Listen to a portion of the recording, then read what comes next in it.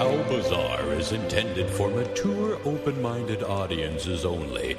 If you are easily offended, we suggest you turn this wacky shit straight off. Could you pass me a log, Ron? SUV. Oh, you know I will. This gold, man. I will pass you a log. It is Halloween. This is our 11th annual Around the Campfire Halloween extravaganza. Nuts? It is nuts. 11. We've done 11 of these motherfuckers. And usually a fan favorite, definitely one of my favorites, not just because of the cozy nature of doing this around the campfire, but it's all spooky themes, and it can go any which way. And I've got a whole pile of stuff, and I'm looking forward to seeing what you guys got. And then we're going to end with a special guest joining us for a spooky round of news or a weird triv. Never going to get that right first try. But before we get into any of that, there is absolutely hot off the wire breaking news. And it sounds like they have probably found Brian Laundrie's remains. There's a very minimal press conference that just happened. Like, this is breaking news right now. So I've got the news feed up in case anything gets confirmed. We probably won't get any confirmations beyond that today, but anyone that has not been following the case, this is the one that we were just talking about, Gabby Petito and Brian Laundrie. They, we kept going back and forth. Is he even in that giant fucking Carlton Reserve? Like, they sure seem to think he is, because that's where they spend all the time looking for him, but it's really strange. Yeah. So all they said in the press conference, just to get not bury the lead there, is, of course, this will be old news by the time this comes out, but they said that they found human remains, next to some articles that absolutely, without question, belong to Brian. And I believe the only two they mentioned are a backpack and a notebook, which, of course, everyone's going apey over, because I guess this Brian Laundrie guy is sort of fancies himself a bit of a writer. So who knows what he has confessed or alluded to in those papers. We don't even know if it's for certain him. All the eggheads, or talking heads, I meant to say, I guess one and the same sometimes, are pretty confident that this is Brian Laundrie. But what's weird is, so they just, like yesterday or the day before, opened that park up to the public for the first time since this investigation started. And so Brian's parents went out, and for the first time since the investigation, like just on their own, supposedly wanted to look around. And so all of a sudden they find his backpack, possibly his remains, and his notebook. And their attorney, the Laundrie's attorney, who's a fucking weird dude as well, came out and said this is what happened. They wanted to go join in the search, and his exact words, you can't say his exact words, were something like, I'm paraphrasing his words, it was something to the tune of, they wanted to go check this one trail that they knew Brian frequented. Well, if they knew he frequented it, why didn't they tell the authorities? Maybe they did. We do know that the waters have greatly receded in this area, and where they found him, he would have been previously submerged. So a couple of questions there, of course. Is it him? It probably is. How did he die? That's the big one. And what is in that notebook? I think we all know how he died, right? I mean, you were team suicide going, the dog. Dog went vigilante. Just couldn't take it anymore. There's a paw-shaped hole in his skull. Yeah, but it's so strange how the parents just went out looking, and day one of them being out there, they find this stuff. I don't know, man. As if this case wasn't already weird enough. But we could not mention it. And there's really nothing more to say at this point. I'm sure, again, by the time this Campfire episode makes its way to your ears, it could be case closed, which will be really interesting to see what people will do with their lives moving forward. Talk about that. I mean, there's going to be a lot of depression, a lot of There's got to be a morning after. What do we do now? We started a whole community off this. People have started entire YouTube channels based off this. People with 80 followers one day had 800,000 followers the next. Very crazy. So Nuts. it'll be interesting to see how that affects them, as well as how it works. So how does it work if the killer or the suspected killer is found dead? Is there such thing? I feel like there are cases where they don't charge people when they're dead, but they can certainly, what's the word? They can accredit, to use a non-legal. They could tie it to them, and they could definitely say, they can close the case that way. They can say, okay, this person definitely murdered that person, case closed. You can't say that it's really justice in the way that a lot of people want to see it, But at the same time, if it's a case closed, it's a case closed. But we don't have that just yet, so we will see. But it'd be interesting to see if he's just been dead this whole time, and how he died. Like, did he starve to death? That would be fucking hilarious if he was just out there and he just legit, after all this talk about him being some sort of a, survivalist out, which has been debated. How good or skilled his sister came on, was like, bullshit. Yeah, no, he camps, and usually in a van. But I can see why the average schmo might think that is being an outdoors person. It's like, well, if you don't go camping at all, camping in these national parks, even in a van, might seem like some sort of adventure. Roughing it. Yeah. But then again, some people say that he and Gabby would do everything. The only thing they took with them into the woods on one trip, allegedly, was what they could carry on their back. So you can do that. But again, there's doing that in a campground or even out in the woods for a few days and then coming back. And then there's trying to survive in secret while there's a manhunt on for you. So those skills don't necessarily make a lateral move. But interesting that it's probably going to be wrapped up this week to some degree. Anyway. Sometimes when they use words like remains, it leads me to believe he's been dead a while, right? It's not like we found a body. It's remains at this point. Yeah. Well, see, that's the other thing. Who knows how much of a gator could have gotten away to him. It could literally be fucking great. Like just his torso frozen in the fuck face. Yeah. Well, you never know. His parents might be still kind of pampering on him, and they might have just went out and found remains and then ran back to the house. Well, random body. Well, you know what's weird is how many random bodies they have found while looking for Brian. Oh, really? Is that true? Yeah. Well, I think they've only found one in that area, but they found, I want to say they've found maybe even 5 random bodies in these parks while they've been out looking. Because they're missing people everywhere. Yeah. So something has to be more on where there's smoke, there's fire with this one, perhaps, if they're making such a hullabaloo about it. Well, I think so. Out of everybody in the world that found it, it was his parents. That's so fucking weird, man.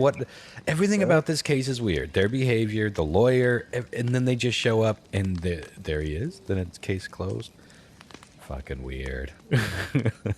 So to Lyle's point, a lot of people are.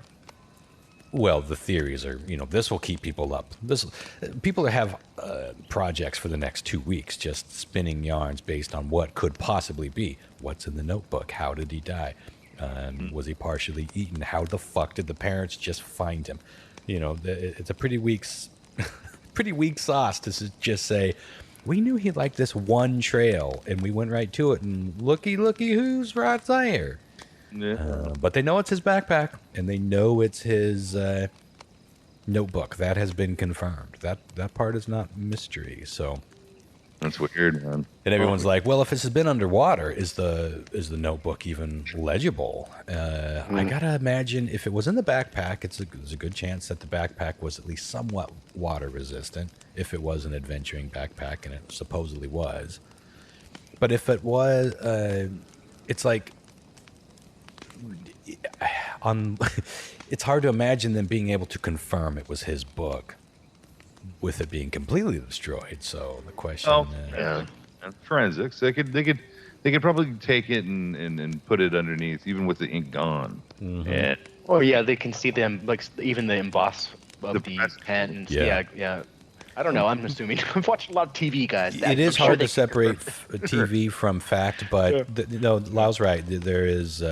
They've even talked about that on these reports. It's like even if it did get wet, that doesn't necessarily mean they won't be able to, pull some forensic data out of it. But my point is, they just looking at it, they were able to tell. Maybe I guess the cover could still be intact. And it was like, oh yeah, that's. Curious.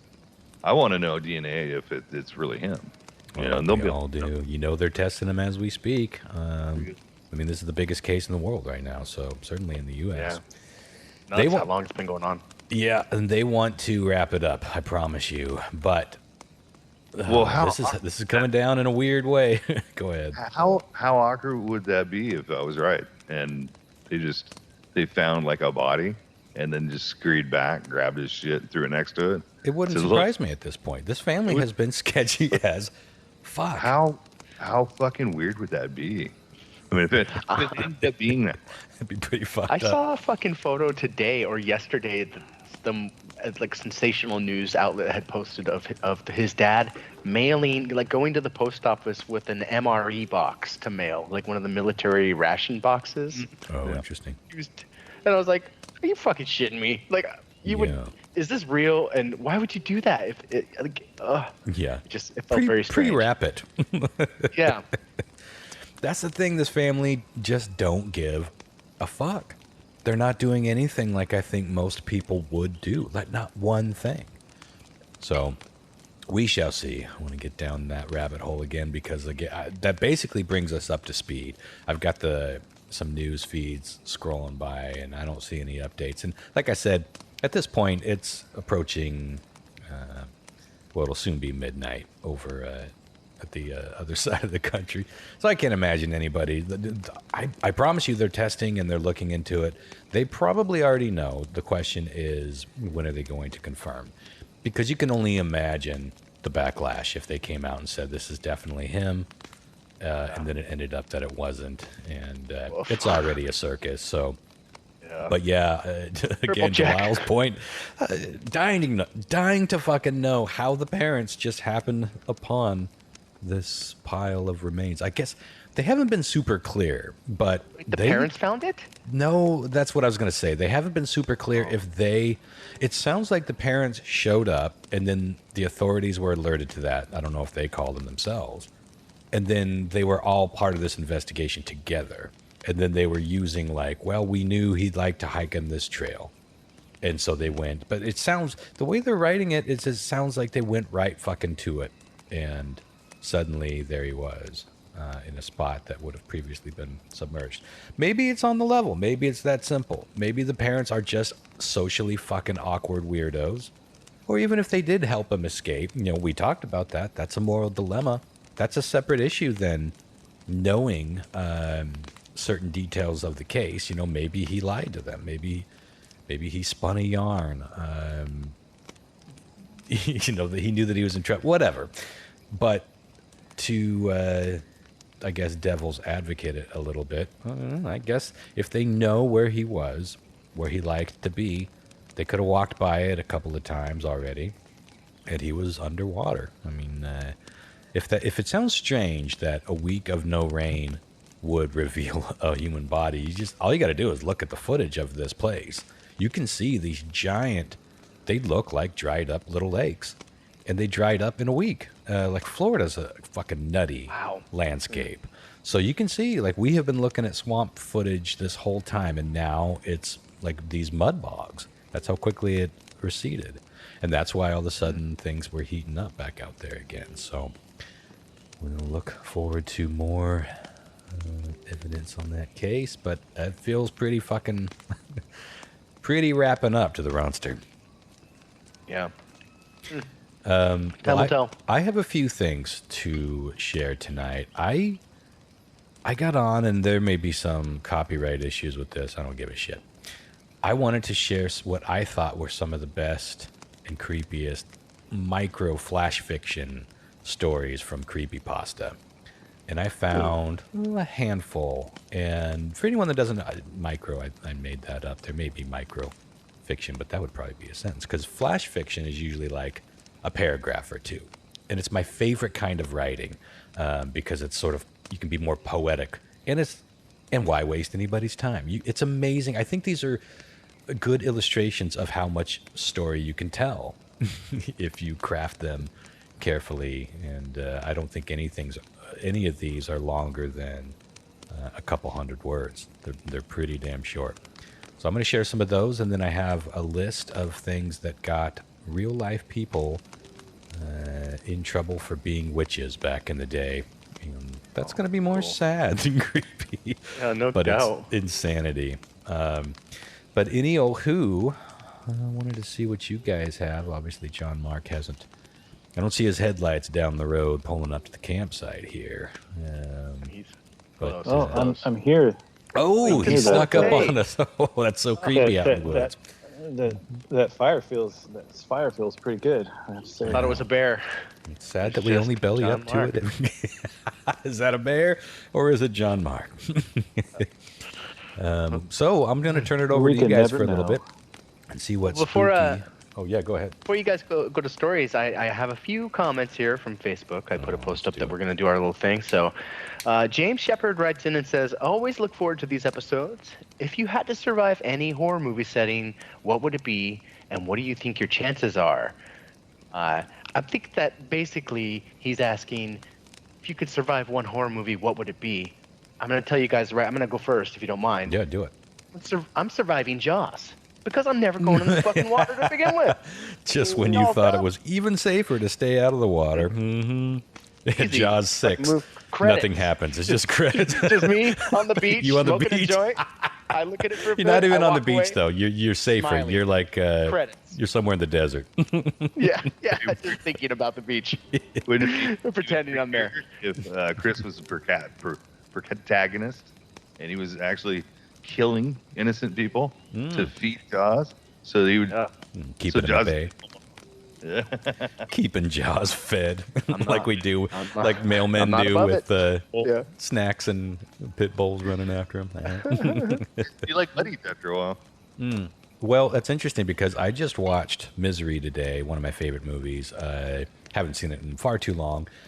And I did see this question, but even before I saw that question, I was thinking, I think that James Caan's character was a little too hasty here. Like, if he was just nicer to her, he had a pretty decent setup. Free room and board, cozy wintry window, typewriter to do his craft. Sure, he'd want to go visit family and friends every now and again. But I feel like if I was being held captive by a woman, by the way, I gotta say, I kind of have a bit of an attraction to younger Kathy Bates, like at this era. And I know for a fact, I just find her adorable for some reason. I know for a fact that if we went to high school together, if we were the same age, I definitely would have had a crush on her. I can't put my finger on it, but so there's my answer to that. I feel like I could have dealt with Misery better than James Caan did, even though he, spoilers, I kind of gets past it. Yeah. Oof, brutal. That's a good answer. Great answer. Lyle, you got anything on this, buddy? There was a horror movie. It was about the Tooth Fairy, and I'm trying to remember what it was called. Something Falls, maybe Darkness Falls. Yeah, great flick. I liked it. Haven't heard of Love it. Enjoyed that one. I would like to be in that atmosphere, and I would think I would have probably a 75% chance of getting out of that one. It's a horror All right, movie hey. about the Tooth Fairy. Well, it's a horror movie about a guy that has he's narcoleptic. I think he can't sleep, so he's like always awake all the time, and he can't sleep. Scared of the dark. He's got a full- So insomniac then. Narcoleptic when you fall asleep randomly. Yeah, Well, Insomniacs sometimes wish they were narcoleptic. That's what kind of later in the film, but I didn't want to spoil it too much. Yeah, it's pretty creepy. It's a good one. Interesting. I'll put that on my list. Haven't heard of that. John Mark, a horror film you feel pretty confident that you'd survive? Well, I haven't seen it recently, but I was just listening to another podcast that they were talking about the fog. Oh, yeah. And one of the things that they kind of brought up was like TV series on that. I think that was The Mist that you're thinking of, maybe. Yeah. Look, Easy to get those two mixed. Yeah, for Yeah. sure. For obvious They reasons. also brought that up. But anyways, so they're saying something about like, well, you know, I guess there's parts of the movie where like the things in the fog outside like have to knock on the door, and if you open the door, then the fog, because they can only go where the fog goes, right? So if you open the door and the fog comes inside, then they can come in and get you.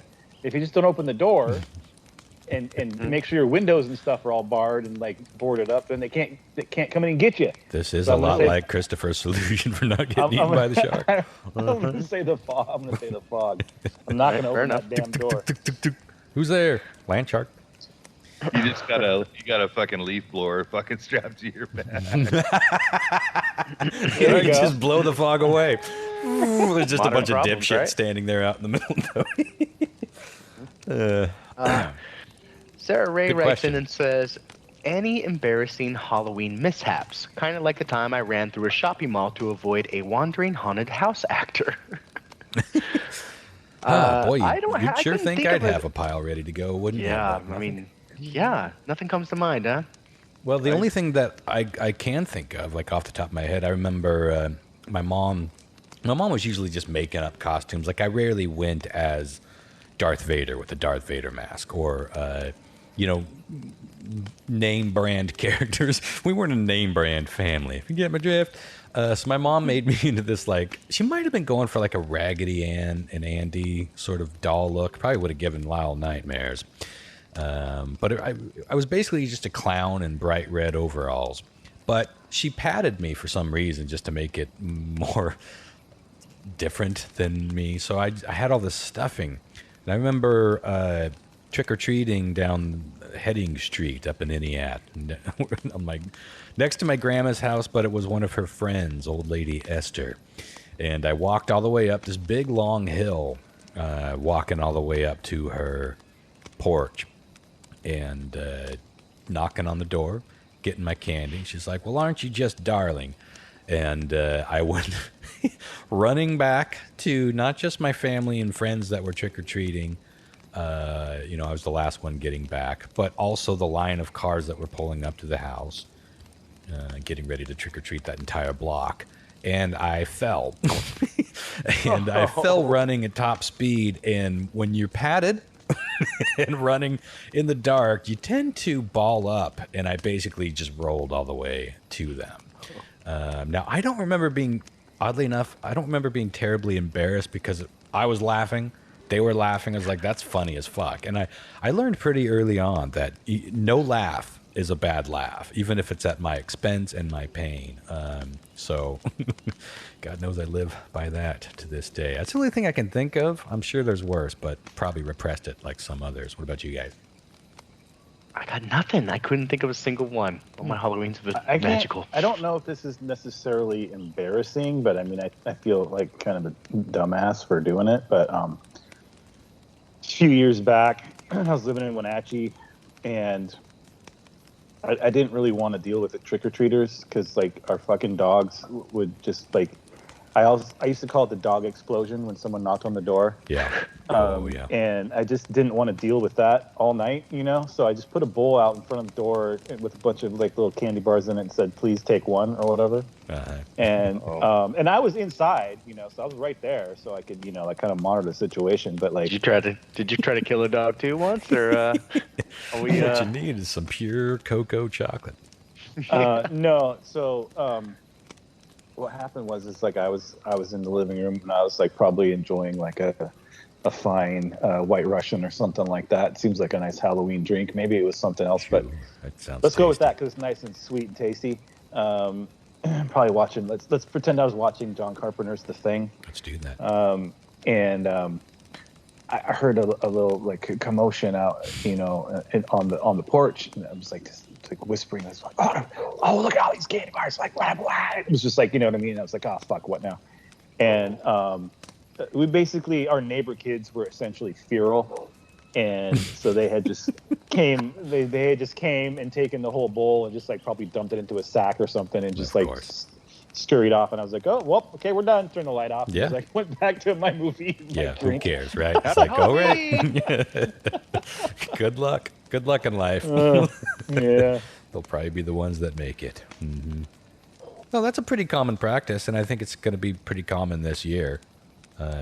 I do like the candy shoot. I like that people are getting kind of clever with how to dispense candy, but I do like I've lived here since 1998, and there are just now what I would call sort of neighbors.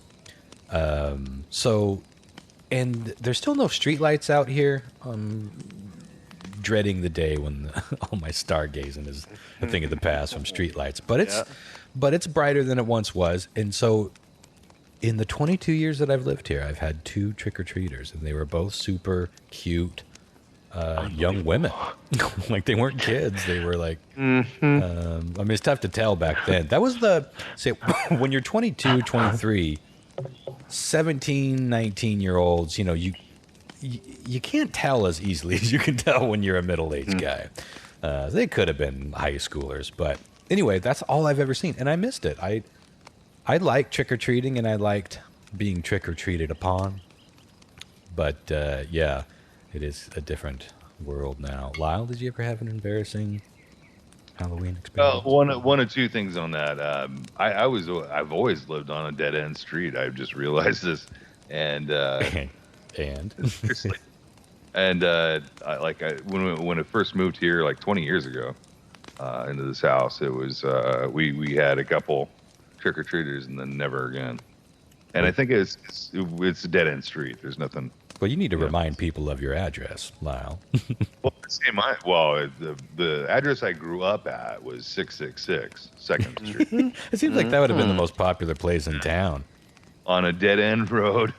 Because they don't do it. That's the only 666 house I've ever heard of in real life. Yeah. Well, the thing was, too, is people were really kind of scared of it. I remember getting a ride home from a late activity night, like when I was in Lee school. I like that, a late activity night. Land, we call it. The thing was, it was like right at the time that we were flipping clocks. So it was like it might have been 5 o'clock, but it was dark. You know what I mean? So it was like, as we were creeping up on this little, I guess it was a full-size bus. We had a full-size bus creeping up, and all the trees were dead, and giving off just super creepy vibes. I mean, nobody. We were like cool house, dude. They're all freaked out, going, "Oh my God, you live there? Mm-hmm. It's a ghost." Yeah, it was pretty creepy. There's something about that house. It wasn't creepy, and yet it was. It's not that it's creepy or like run down or like a haunted house, but it's 666. It is in that little dead end, and it was dark. Like you had a very dark colored house. Like most houses around here, very typical white and beige, and so it was rare to have a dark house. Yeah, and it was kind of more maroon. 666. That's where I'd go straight to trick or treating. The embarrassing. Yeah. I do remember in high school, there was a girl that I was kind of crushing on, and she worked down in the mall, and I decided to. She was bummed out because she had to dress up, for work, and I was like, "Oh, don't be so bummed out, and you never know who's going to be dressed up or something, and." Mm-hmm. It was my fucking stupid bright ass idea to fucking dress up as the Crow and walk down it. Yes, so you could pull off a good crow. And I did. I had the back in the day, long sleeve turtleneck on with the makeup on, and I walked down to the mall, which is like 4 or 5 blocks, and I walked through the mall and I got to where she worked, and I was like, "Hey, is so and so here?" And she's like. The people that were working there said, no, she called in sick. She really didn't want to dress up. I'm like, 18, 19, or, I'm like senior in high school. Mm-hmm. I'm psych on. Fuck. Now I gotta walk. You're back. the crow walk of shame back home. One single tear ruining your makeup. As the shamed crow flies back home. Mm-hmm. That's the cool thing about the crow, though, is you could speed walk and nobody knows. Well, at least you weren't like in some dipshit. You know, that, especially at the time, that would have been a pretty cool, gothic, sleek, kind of a cool costume, right? Like, not all costumes are created equally. That's a pretty sleek, sexy, cool costume for a dude. It's not like you, well, I'm going to try to make her feel better about being goofy, and then you went super goofy. But, yeah, bummer, yeah. What we won't do. Yeah. Get a little attention from them. I would do anything. Ever mystical females. Russ said one of the best shows every year. Any new news on numbers station front? Those things always creep me out. I got nothing new on that. Ron, you're more finger on the vein on that one. Well, the only new, I should do a follow-up show on that.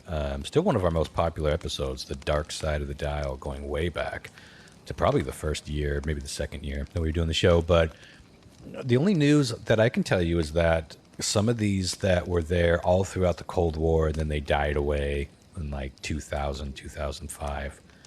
Some of them are starting to fire back up, and nobody knows why. We're talking like in Korea, in Germany, in Russia. Some of these long dormant numbers stations are starting to fire back up, and it's like 9, 2, 9, 8, 2, 6. Nobody knows. As geopolitical things have been heating up and not getting top billing in the news for obvious reasons, I suppose. There are some pretty major and scary things happening out there concerning pre-World War III type shenanigans. So, but why? Why number stations in this day and age? Well, how much could they do to decipher, decode?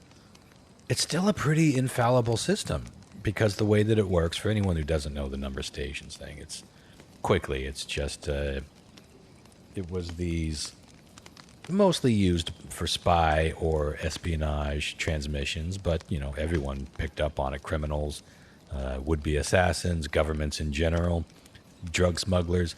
A way of communicating out in the field. All you would need to get the transmission is something that looks like a fucking radio that you're going to listen to the ball game on later, like fits in your pocket radio. And it would be transmitted from somewhere. There'd be a holding channel, like go to this frequency. And before it started, they would do some sort of signal, like get ready to write this shit down. Often it was a little creepy, like music box sounding thing. We played some of these on the show. Actually, I play one right now that's perfect for a spooky Halloween show. The Lincolnshire Poacher was a famous one. And there's nothing inherently creepy about the Lincolnshire Poacher melody until you realize that it's just kind of, let's see. Lincolnshire Poacher numbers. But to finish the, give a listen to this. Well, they would do these like attention, write down the numbers. And you would need what they would call a one-time pad to decode it. And you were the only one that had it except for the person that was transmitting it to you. So there's no way to decode it because it changes with each transmission. So this is how the Lincolnshire I cannot say it right. Lincolnshire Poacher starts. Like a killer clown selling you ice cream.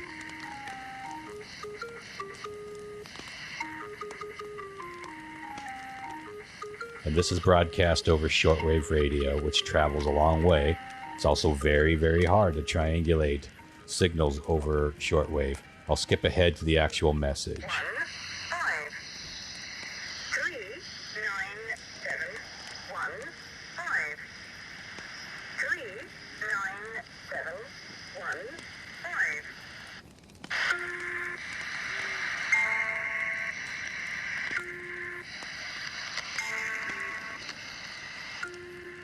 5. Can you imagine hearing that for the first time? Just going like, yes. What the fuck? Because I did. Oh, you mean without knowing what it was in general? Yeah.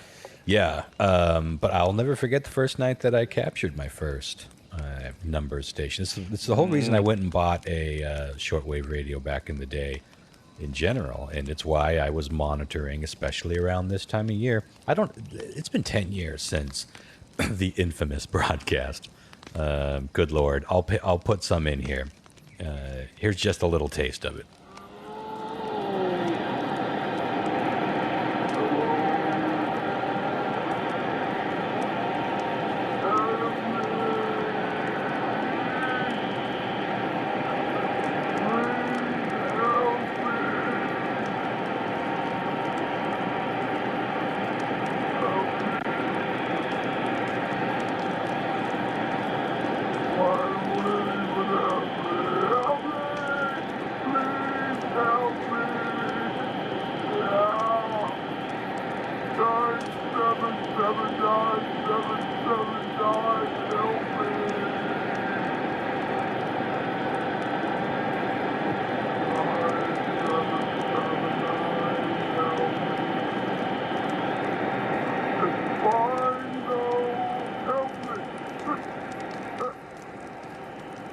Because we haven't played that in a while. Still gives me goosebumps every time I play that, and it torments so many people I know that if they listen to the podcast, they're going to have to skip past that. But around Halloween is when the pirates usually get out. And we're not talking about swashbucklers or people smuggling cocaine. We're talking about pirate radio people. And they get pranky around Halloween, so I was tuning in around 6577, somewhere in that area where they usually broadcast. And I found that fucking transmission from hell, which I think the bulk of us feel like it's probably just someone fucking around. But, boy, there's something to that, isn't it? It still creeps me the fuck out, that transmission, the 977-9779. Now, that's not a true, like, numbers transmission, but it's something similar and very, very... Usually the number stations don't... they're not followed with, help me! Fucking tormenty. But yeah, they're firing back up. So there's something to to think about. I don't know what it means. No one does. That's all I got for Facebook comments. Well, thanks. Those are some good ones. And perfect for Halloween. I'm going to go ahead and read a couple of these short stories. I'll intervene with your guys' spooky doings. So have your first story ready to go. I'm going to do a couple of these super short creepypasta. Now, unfortunately, they weren't attributed to any writer, but they're all off of creepypasta. This was the first one that jumped out at me. It's called My Daughter Learned to Count. You got to listen carefully here because these go by just about the time you're settling into it. They're over. So this is My Daughter Learned to Count. My daughter woke me around 11:50 last night. My wife and I had picked her up from her friend Sally's birthday party, brought her home, and put her to bed. My wife went into the bedroom to read while I fell asleep watching the Braves game. Daddy, she whispered, tugging my shirt sleeve. Guess how old I'm going to be next month? I don't know, Beauty, as I said as I slipped on my glasses. How old? She smiled and held up 4 fingers. It's now 7:30. My wife and I have... Sorry, I'm fumbling the punchline here. It is now 7:30. My wife and I have been up with her for almost 8 hours. She still refuses to tell us where she got them. She got the what? The fingers.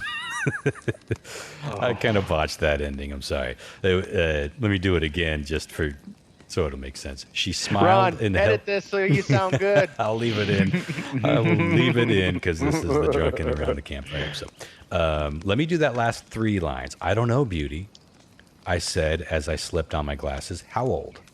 She smiled and held up 4 fingers. I see. Yes. We've been up for 8 hours. Yeah, sorry. I'll try not to botch the most potent line here. But the whiskey's kicking in, and that screen looks far away. This might be my favorite of the bunch.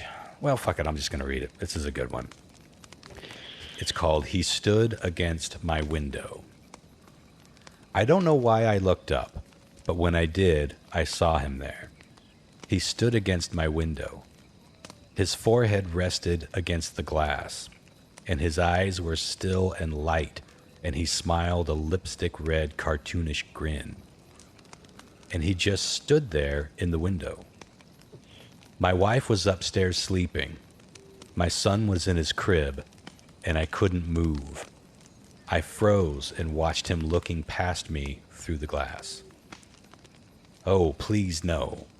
His smile never moved, but he put a hand up and slid it down the glass, watching me. With matted hair and yellow skin and face through the window. I couldn't do anything. I just stayed there, frozen, feet still in the bushes I was pruning, looking into my home. He stood against my window. He's in the fucking house, not out the house. That one got me. It was like, even in the middle of broad daylight, now it's all fucking dark and spooky. Extra got me. I thought that was brilliant. I love this kind of shit. I got a whole pile more, but let's see what you guys brought. I used to visit a site. I can't remember what it was called. It was maybe Ghost. It was Ghost Hauntings. Mm-hmm. I shared it with us before over the last 11 years of this specific episode. But it is literally pages and pages, and thousands of some true, but mostly true stories. Yeah, people bring to the table. Mm-hmm. But there's the obvious, the obvious yarn. Mm-hmm. Yeah. But it was so much fun to sit there and read because you start reading, and after a while, I mean, you've already read like 60 of them. Yeah, it's like, shit, I gotta go to bed. It's like 4 a.m. That's kind of what was happening to me while I was rounding some of these up today. I got into if I wasn't clear about that, and anyone who doesn't know creepypasta, these are works of fiction. So we're gonna get to some true life horror stuff in a little bit, but yeah, this is just good. I have a true story account from in our own backyard. Oh, let's do it. So and I don't want to botch this because this is not my story. Well, I've already set a high bar, so. Yes. Here we go. It's not my story. I have stolen the story, so everybody knows. Mm-hmm. Word. But there was a man, 25-year-old Matt, that was from New York. He was a stockbroker. And what he loved to do, and this is what he, when the city has just wrung him dry, he loved to get down to his roots. And what he loved to do is go basically hiking and camping with he was a minimalist. He wouldn't, like take GPS stuff and go out there in the woods, but he would take, a map and a compass, and he would spend like a week out on his own, out in the backcountry, what we call the backcountry. A lot of people, and this is real. I mean, obviously, like when you're skiing, there's a place up here called Mission Ridge. It's here in Washington. It's like a stone's throw from Wenatchee. But there's the Abbott, the ski resort where you have 4, runs that are heavily trafficked, but you're talking about the front side of this mountain. There's what you would call backcountry, which is the backside of the mountain, which nobody goes because nobody's expected to go. But people, they venture out there and do this. This Matt, he was exploring one of our favorite mountain ranges in the Pacific Northwest was Mount Rainier. So he gets to this campground, obviously he pulls on in, he gets his, his backpack, all his gear set up. It's a minimalist. He's got enough to cook, and he's got a compass and a map. He's got a tent. He's got a sleeping bag, and he's got, a week to hang out in, this beloved outdoors.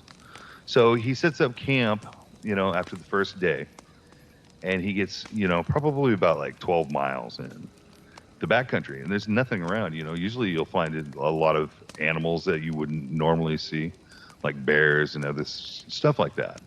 And what he basically set up camp for the night and ate, and he was laying down in his bed, and he hears a rustling in his little camp. Just resides of a little campfire in his tent, and he doesn't know what it is. So he takes the little zipper of the door, and he opens it up just ever so slightly, just enough to peek through. And he sees a man sitting at the campfire, and he's got his head down, and he's kicking his feet into the ash. And Matt doesn't know what to do. He's kind of freaked out. He's 12 miles deep in the middle of fucking nowhere. Bro, that's my fire. There's this guy that's just sitting there, and he looks down towards the tent, towards the door, and they make eye contact, and his eyes go really wide, and he runs off. He runs out into the woods, just gone. He doesn't have anything on him, just a dude. So Matt comes out of his tent, he unzips his tent, and he pulls out his flashlight, and he's combing the edging, around the forest to see if he could see any fires, to see if this guy's camped up close to him. Because even though there are in the backwoods, they're 12 miles out maybe. There is still a highly possibility that maybe somebody might be out there. Someone could be out there. Camping did the same thing. So he's perplexed, but he can't find anything. He can't see any flashlights darting through the trees. He kind of just shakes it off a little bit. And he winds down and he goes back into his tent for the night. That'd be tough to do. The next, it was pretty late at night. Shit. It was pretty late at night. So we're talking about 2, maybe 3 in the morning. Mm-hmm. So the sun comes up, and he picks up his camp, and he starts going, and he heads off another probably 2 days out into the wilderness. And he's basically climbing, this is mountain terrain. So there's hills, there's, little creeks, little everything. And so he maybe gained about 15 more miles. So he sets up his camp. And as he's, setting up his camp, it's definitely late, it's definitely dark. And he's basically eating, his dinner for the night. And he hears a noise kind of coming back behind him. Like rustling around in the bushes and stuff like that. And he just assumed, it's light-footed. It seemed like maybe, if anything, a deer or something like that would Scary deer, John Mark. pop his head out and say, hey, what's going on? What's going on, my man? But then all of a sudden he heard, do you know how to get to Bell's Canyon? No. And he didn't know what to think about it. He jumped up and he grabbed his knife and he grabbed his flashlight. He's looking on the edge of the forest, and he's like, he knows that it's got to be this guy that was at his camp 2 days prior. He has to know it because he hasn't seen anybody the entire time. So as he's kind of scouting around, he hears it again, but he hears it a little different because he seems like he's more demanding. Do you know how to get to Bell's Canyon? No. And now Matt is about ready to shit himself. And he gets It's amazing you can do that at this campfire, Lyle. I'm really impressed with your voice skills right now. No, that's all his throat. He looks and he takes his flashlight on the edge of the forest where he heard the noise, and he sees the same guy. It was the same guy from the first night, and he's peering behind the tree, looking at him, and he tells him, get the light away from him. I get your light away, and Matt pulls his light down, and now he's scared to pull it back up because he's afraid he's gonna piss this guy off. So as the light's down, he hears it again. Do you know how to get to Bell's Canyon? And it's right like a foot from his face, and he lifts up this flashlight, and he's literally like 4 feet away from him right now. And the man, his eyes get huge, and runs off out into the forest. And so Matt, just out of instinct, decides that maybe it's he begins to chase after him. He wants to know what he's doing there. Why is he there? Why is he torturing him? By stock. Take control of the situation. But he did it for about a couple of seconds till he realized that the man doesn't have any gear. He doesn't have a flashlight. And it would be kind of a stupid idea to go out there and run and break your leg and being stuck out there. So wisely, he stopped and he holds down the camp for that night. because, you know, he didn't know the guy was going to come back. So he decided to stay up all night, clutching his knife and, you know, periodically looking out through the woods. So now he's determined that he needs to get back home. He needs to get back to his truck, and he needs to get the hell out of there. And so the next day, as soon as it was dawn and, you know, he could see everything, he packed all his shit up, and he scrambled almost in a run the entire day to get back to the parking lot where he was, you know, obviously parked. But we're talking 30 miles away. And so the first night he didn't make it. And as he set up camp, he was exhausted, obviously, from running all day. He began to hear movement out about 3 a.m, and it woke him up.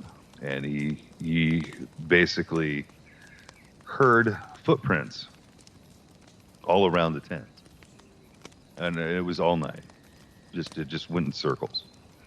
Just footprints all night. And he just sat inside the tent with his knife and just waited for the worst, you know.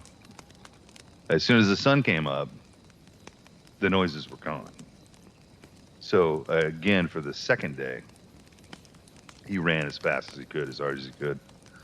And he was just not covering enough ground to make it back to the parking lot. So he was forced to stay another night. And this night, everything was fine. And you know, he's so close. He's probably about like 8 miles away.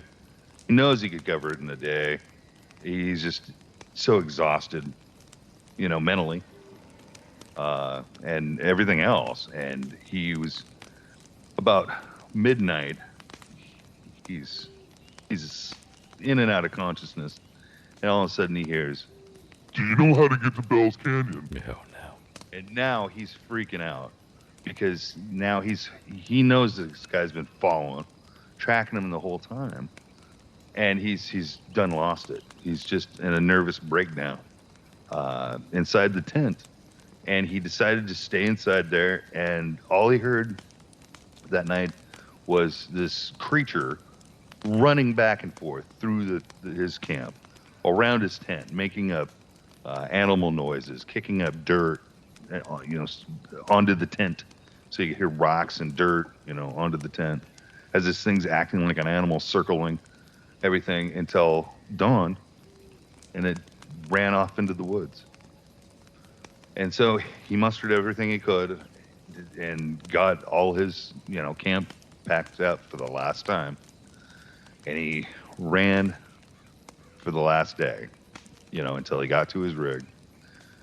He got in his rig and got the hell out of there as fast as he could. And man, he thought about calling the cops. But then again, it's like, you know, what would you say? You know, he made it out, and basically he was going to go to the authorities. But what are you going to say to the authorities? That you've been chased by a ghost in the woods for the last, you know? He basically, 3 days and over 30 miles, he was chased by an entity that didn't have a flashlight, that didn't have any gear, that tracked him down like any, you know, animal almost could. You know what I mean? It's like, how did that dude survive out there?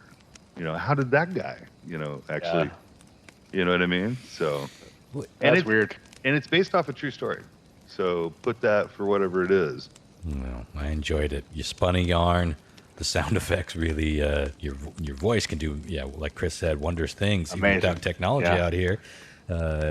But put yourself, I want to go back just quickly to the first sighting.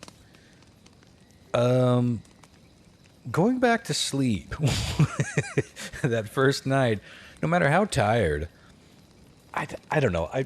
I lived a life in my youth. I lived a life of, how does one say? I was either out in the woods and we were doing just this, sitting around a campfire telling spooky stories. I remember getting each other worked up so much that just the slightest twig snap. And probably a rabbit sneaking around out there like, oh, that's it. That's it. That's the killer. It's coming. And what are we, in nylon? That has a zipper. I always enjoyed that the tents, the zippers have the little hole where you can like put a padlock in. At the same time, if I was a killer and I was hunting kids out camping, you know, it's probably like a Goldilocks thing. I guess I would probably pass the tent that I couldn't get unzipped, even though I probably had a knife or some other means of getting in. I might go to the next tent. So I might have just talked myself into the tent lock. I have done that exact same fucking thing. Well, sure. Where you've heard something and you got down as tiny as you could get, and you just barely get that fucking zipper open and to peek and just to get your eyeball in there. I've done that, out camping. Well, I told you about the time. This must have come up on episode 1 of the podcast when it was simply Bigfoot. That was Sasquatch. I told you that I've never had what I would consider a Sasquatch sighting. But there was one night out, it must have been Silver Falls, up the Eniat Valley, about, 10, 12 miles up the Eniat Valley. Yeah, it's not wilderness, but you're out in the woods. It's legitimate camping as far as like a campground goes, but you're out in the fucking woods. And this wasn't a time, we didn't go up camping on Memorial Day and Labor Day. We went, closer to the off season, but there were other people up there. But it's quiet, it's dark, it's spooky inherently, but, we would wander off to piss. And I know I told the story at least once where I wandered off to piss, and I just got this weird feeling. And you hear this about these sightings, especially out in the woods, even if we're not talking about anything crypto or paranormal, just like something was watching me. And I had that instinct, that natural instinct. We are animals, and we can tune into that stuff easier when we're out in nature, when our senses aren't being bombarded by lights and city traffic and all the other stimuli that sort of deadens it. I don't think it's ever truly gone. It's just deadened. But when you get out in nature, it comes back and you start getting these fucking senses. They can go to your head and you can get a little carried away. But in this instance, I was just peeing and whatever reason, I just looked to the right of me and I saw this giant dark mass. I was like, that's like a spooky, dark Tim Burton tree. I don't even know if Tim Burton was on my landscape at that point. I was pretty young. I was a teenager anyway. I was like, that is a spooky, just giant mass of darkness. And I even used my imagination. Was it a scary tree? It was a scary tree, John Mark. Scary tree. And so I went back, and I was just like, God, I creeped myself out looking at that dark mass, just imagining walking toward it. You do those weird little head games with yourself. I went back to the fire, had some more beers. A couple beers later, I went out to pee again. That giant dark mass was gone. And it was already like 1 or 2 in the morning. The moon light wouldn't have shifted enough to make that big of a difference. And I'm just, to this day, I'm convinced whatever this giant fucking thing that I saw off to the right of me in the middle of the night was a creature of some sort that just moved away. Well, the thing about it is like, so like the Eniad, small town, light pollution, nah, you ain't got none.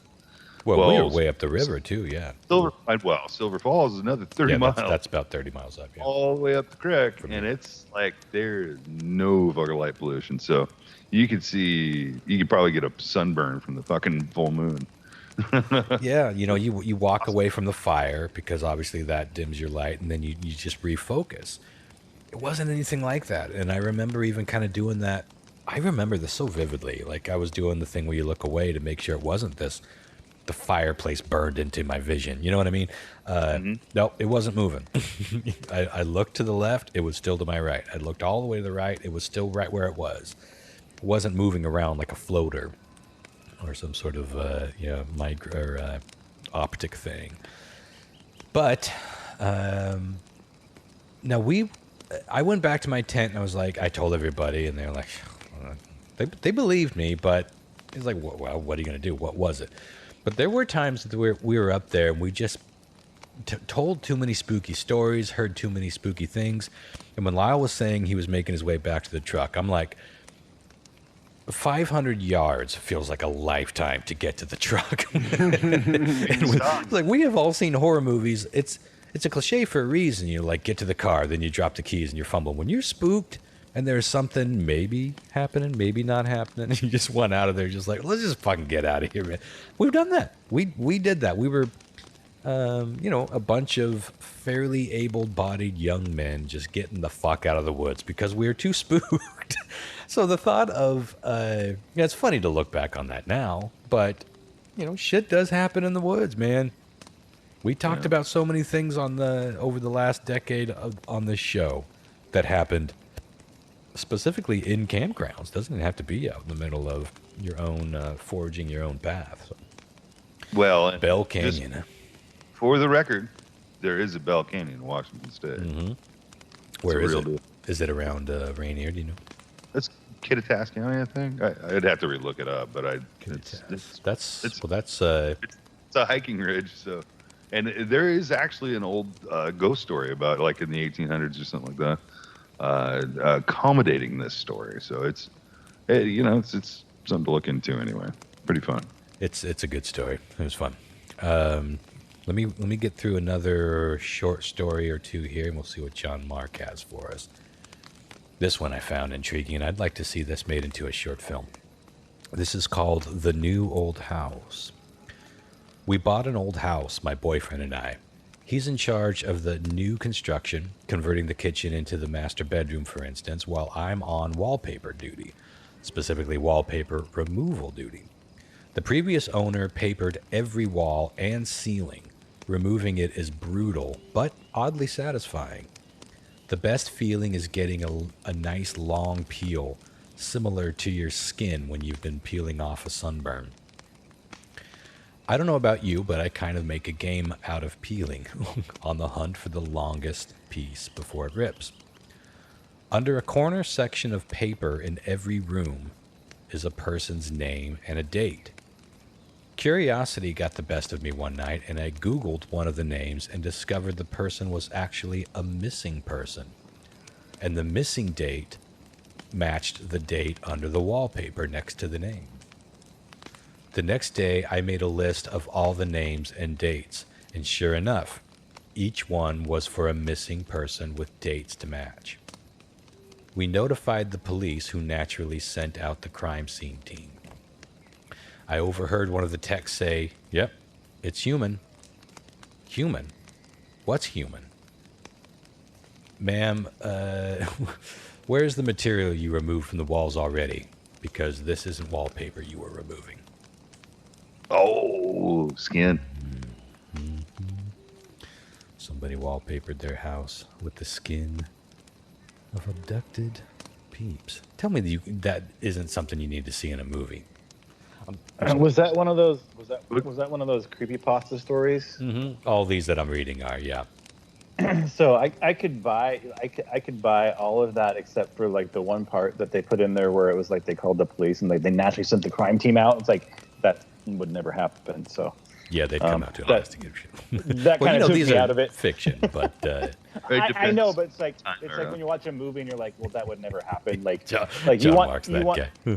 you want some level of like believability or be able to suspend your disbelief or whatever. When he's like there's certain things you're just like, okay, that's not real. What about the guy? What about the guy that was a serial killer? Ron, you're gonna have to help me probably with his name. Mm-hmm. I don't think he basically made inanimate objects out of his victims. So he'd make like there were a few, but Ed Gein was the famous one who made like nipple wallets and lampshades and furniture. Mm-hmm.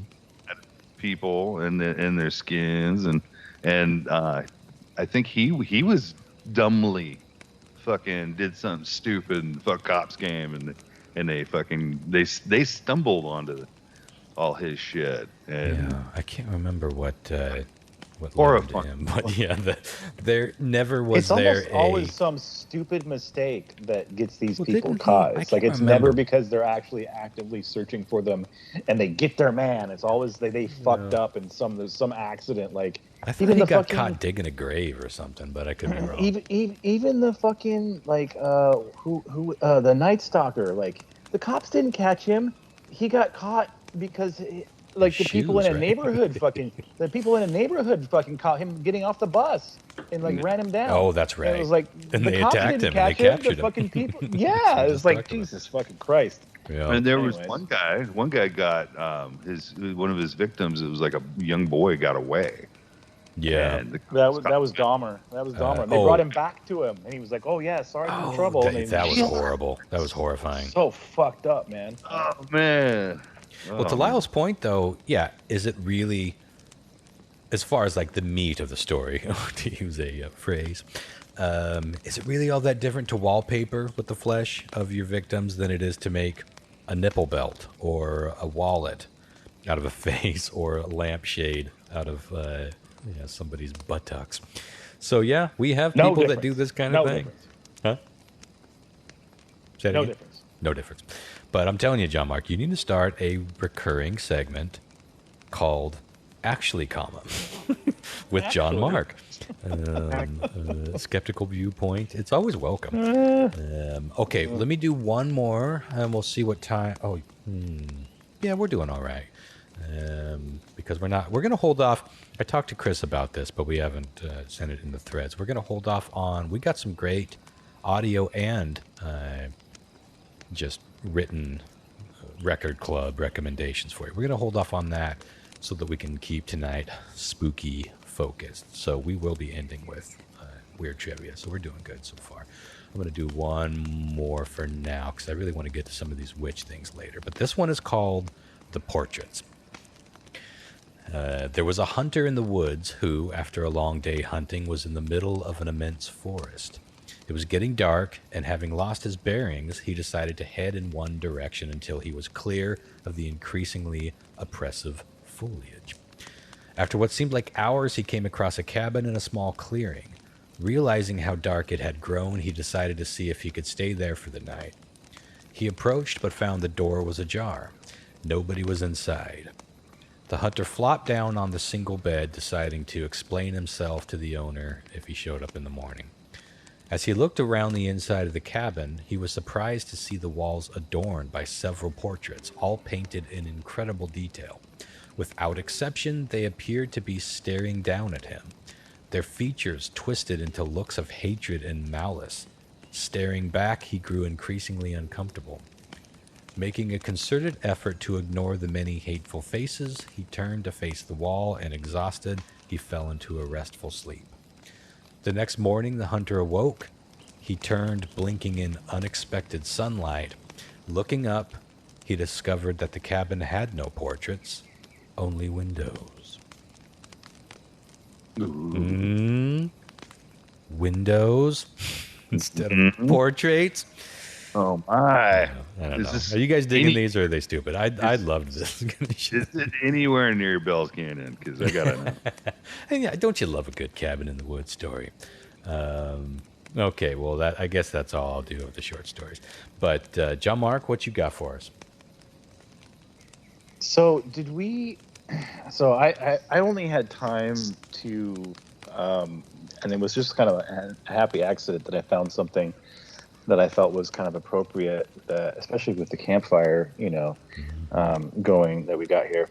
Might add to some ambience of this story, but I'm sure we must have talked about this before because it's like a story that I've seen numerous times. But there is did we talk about the portal, like the fiery pit of hell that's in Turkmenistan?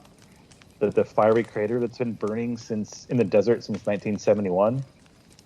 We talked about that. Like something we should have, but between alcohol and memories and just years Right. gone by, let's pretend we haven't.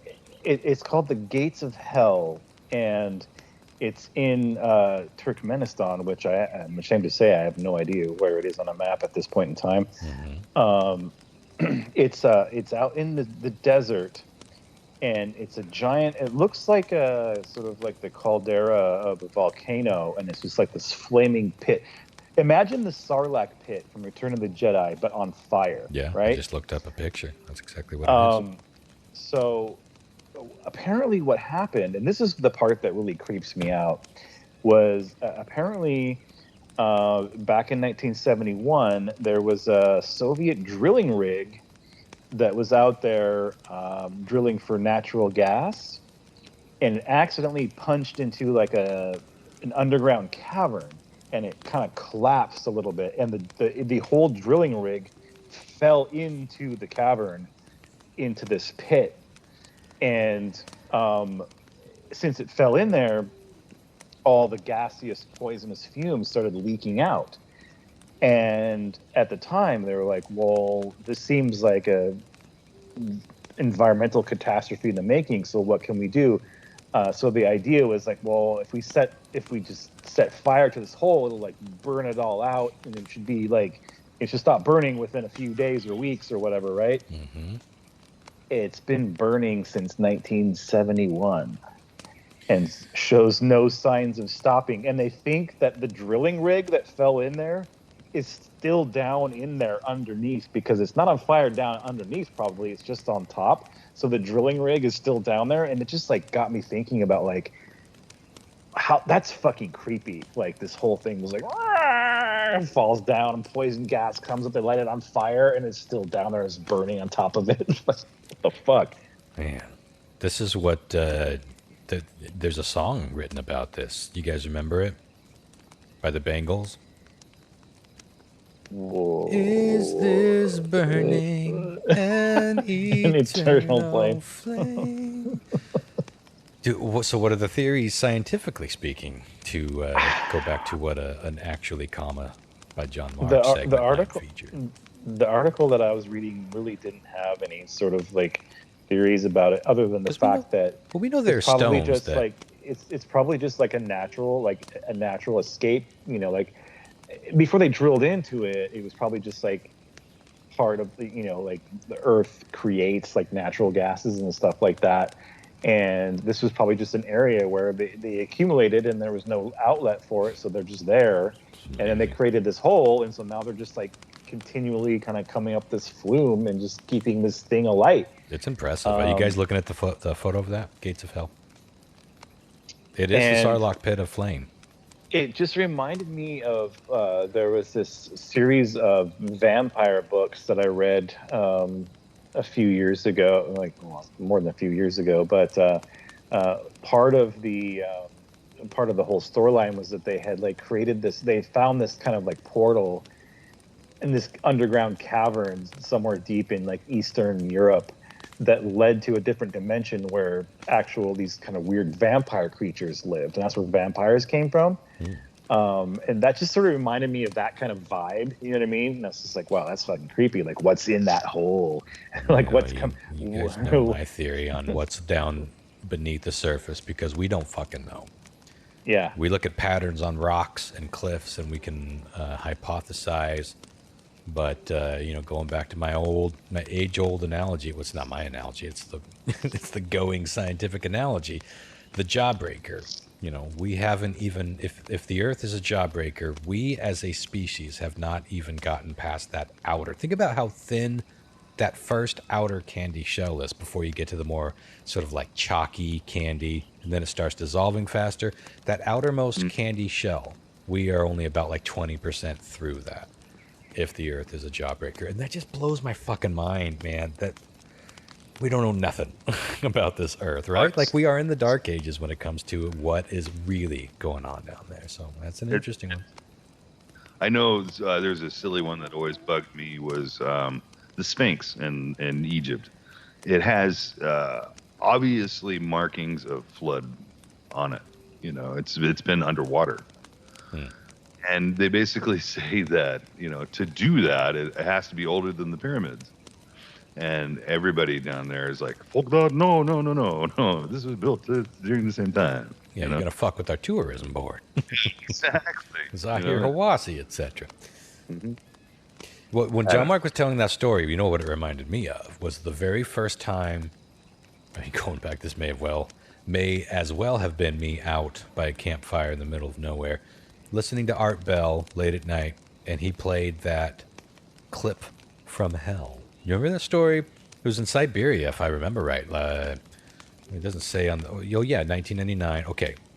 1999, the Russian government organized a team of experienced geologists to investigate plate tectonics in Siberia, and they just like started drilling down into it. And they got super deep, and then all of a sudden they started to hear these voices from hell. Do you remember that story? Yeah, I do. I'm gonna play the clip because it still fucking creeps me out. You just who knows what it is, but the thought of this really captured my image about 25 years ago. Give it a little listen. Oh, that's Art himself. Fuck it, let's just play it. Bad quality. When you talked about the sounds from hell tonight. My uncle had told me this story a couple of years ago, and I didn't believe him. Like one of your listeners who discounted the story as nothing more than just a religious newspaper fabricated account. The story about the digging, the hearing of the sounds from hell is very real. It did occur in Siberia. My uncle collected video and so forth on the paranormal, supernatural. He passed away fairly recently, but he would have loved your show. He let me listen to one of the audio tapes that he had on the sounds from hell in Siberia, and I copied it. He received his copy from a friend who worked at the BBC. It took me a while to find it tonight, but attached is that sound from my uncle's tapes. It's not the greatest quality, but the sounds are there. I miss Art. I was very hesitant to send you this, as the sound bothers me to listen to. I'd suggest that if you do play it on the program, warn listeners in advance so they may have the option of turning the radio off for 30 seconds while it plays. It has always haunted me. To those who discounted the Siberia sounds from hell story, it is true, and I, for one, wish it wasn't. Rick, listening from Chicago. And so I submit now the cleaned, a better copy to you, and I warn you, what you are about to hear is very disturbing indeed.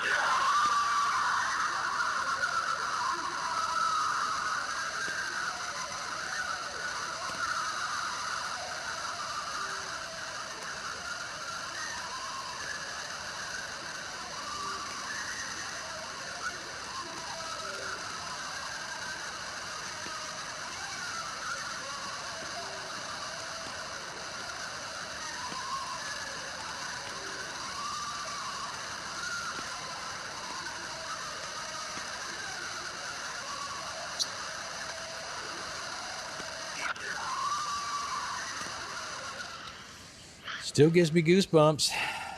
Dude, you got to admit, I mean, that's in Siberia. I mean, that's under it's frozen. I remember that story now. Yeah, you put some frapped up beats on that. You got a good Skinny Puppy song in the making. Oh, Skinny Beats or Skinny Beats. Skinny Puppy would be more. Yeah. As a man that has been actually put to death and risen back from the dead 3 times this month, I would say that would be scary as fuck. Yeah, if you heard that, you'd be like, you know what? I didn't hear that. I'm gonna head on into church. I might have told you already, but if I'm good with what happened as long as I didn't have somebody with a pitchfork fucking trying to poke me in the ass. Just saying you're here for doing. And I woke up, I'd be like, oh fuck, I gotta change my ways. Yeah. The question is, change them to what? Yeah. Good story, good ghost story, and I love that we just sort of happened into Art Bell's original introduction to it. That's great. Well, how about I want to get through these. Did you guys have anything else before I hog the rest of our few minutes before we get to our Ben on the program? I only had that one. I had these really good stories about past lives, but I'm going to skip past those. Well, God. I'm going to skip past those. I might make a whole separate episode off of those. I want to talk about these. I found, as an addendum to tonight, I came across this list on Listverse, and I'm going to get through a few of these. I'm not going to read the details, but this is 10 insane things that led to women being accused of witchcraft. I think pretty much all of these were executed. And so give give a little listen here. So reason number 10, being too sick to get out of bed to go to church. That was one. We should have had like the whole horror story game. We should have had a game out of this one. Does it float like a duck? Yeah. That's the thing, is like that Monty Python sketch where they're just like, does she weigh more than a duck? That's about how silly some of this bullshit was. Except people died. Number 9, there are a little more details with the rest of them. Number 9, Beatrix Leslie of Dalkeith was accused in the 1661 Scottish witch trials for appearing in someone's nightmare. So basically got accused as witch for being in somebody else's head. Yep. Mm-hmm. She was visiting my dreams to haunt me. She's a witch. She was put to death, so it worked. Number 8, in 1566, this is a key case, Elizabeth Francis was accused for having a cat named Satan, which she did, which, I mean, let's be honest, was just asking for trubs. Now, when she was on trial, Francis claimed that she had given the cat to her sister Agnes Waterhouse, who then went on trial herself. Now, if that name sounds familiar, that's because she's now known in history as the first person in England to be executed for witchcraft. The other sister was later executed as well. Number 7, Anna Goldie, a Swiss woman, was accused of witchery when she nursed a sick child back to health. She was executed. Number 6, in many circles, being called a witch by a child was enough to have you tried, because the theory, going back to the duck thing, this is just as stupid. The theory was that the innocent eyes of a child could spot evils that are jaded, getting further away from nature, like we were talking about earlier, eyes would miss. Number 5, being argumentative, especially if it was with your husband. I gotta agree on this one, right, guys? Like, what else would cause a bitch to argue with you other than she was from the devil? Goddamn witch. Lots and lots and lots of women were put to death because they were arguing with their dudes. Number 4, when some men died, I think it was like 3 or 4 guys died out fishing in a nasty storm, their grieving wives were blamed. I think this was Norway. Their grieving wives were actually blamed and put on trial for causing the storm themselves. They were all burned at the stake. And by the way, if you read these stories in detail, most of them confessed to these crimes after being tortured for 9 days, of course. And also, of course, we're taking the word of the churches, the politicians, the husbands who were in charge of running these tests and the trials. So fucked up. But, of course, because they did confess, this helped perpetuate the witch myth for centuries. It's not only that, it's the torturing methods and how they were performed. It was enough to guarantee you anybody would have cracked under, Well, of course, the only mercy you are going to get at that point is death. And you know that. They had to have known that. What a desperate, truly horrific place to find yourself in, where you're just being completely eviscerated in just nonstop pain. And you know that it ends in your death. Let's just end it now. Fuck it. Admit to it. We should do an episode on like all the torture devices that they made back in the day, like all of them. Like, because there's some really nasty ones that I don't. I think we covered some of them, and I know I did a witch trials episode in the latter days. But yeah, that could be its own separate list for sure. Number 3, Rebecca Nurse, age 71. In Salem, she was executed for moving into a piece of property that was unclaimed, but some rich townsman said that he owned it, even though he never was able to prove it. He was a rich man, and the 70-year-old woman was put to death for being a witch, because she moved. Only a witch would move into your property, I guess. Number 2 has a bit of a twist. Accused witch Margaret Aitken offered to help her accusers find more witches.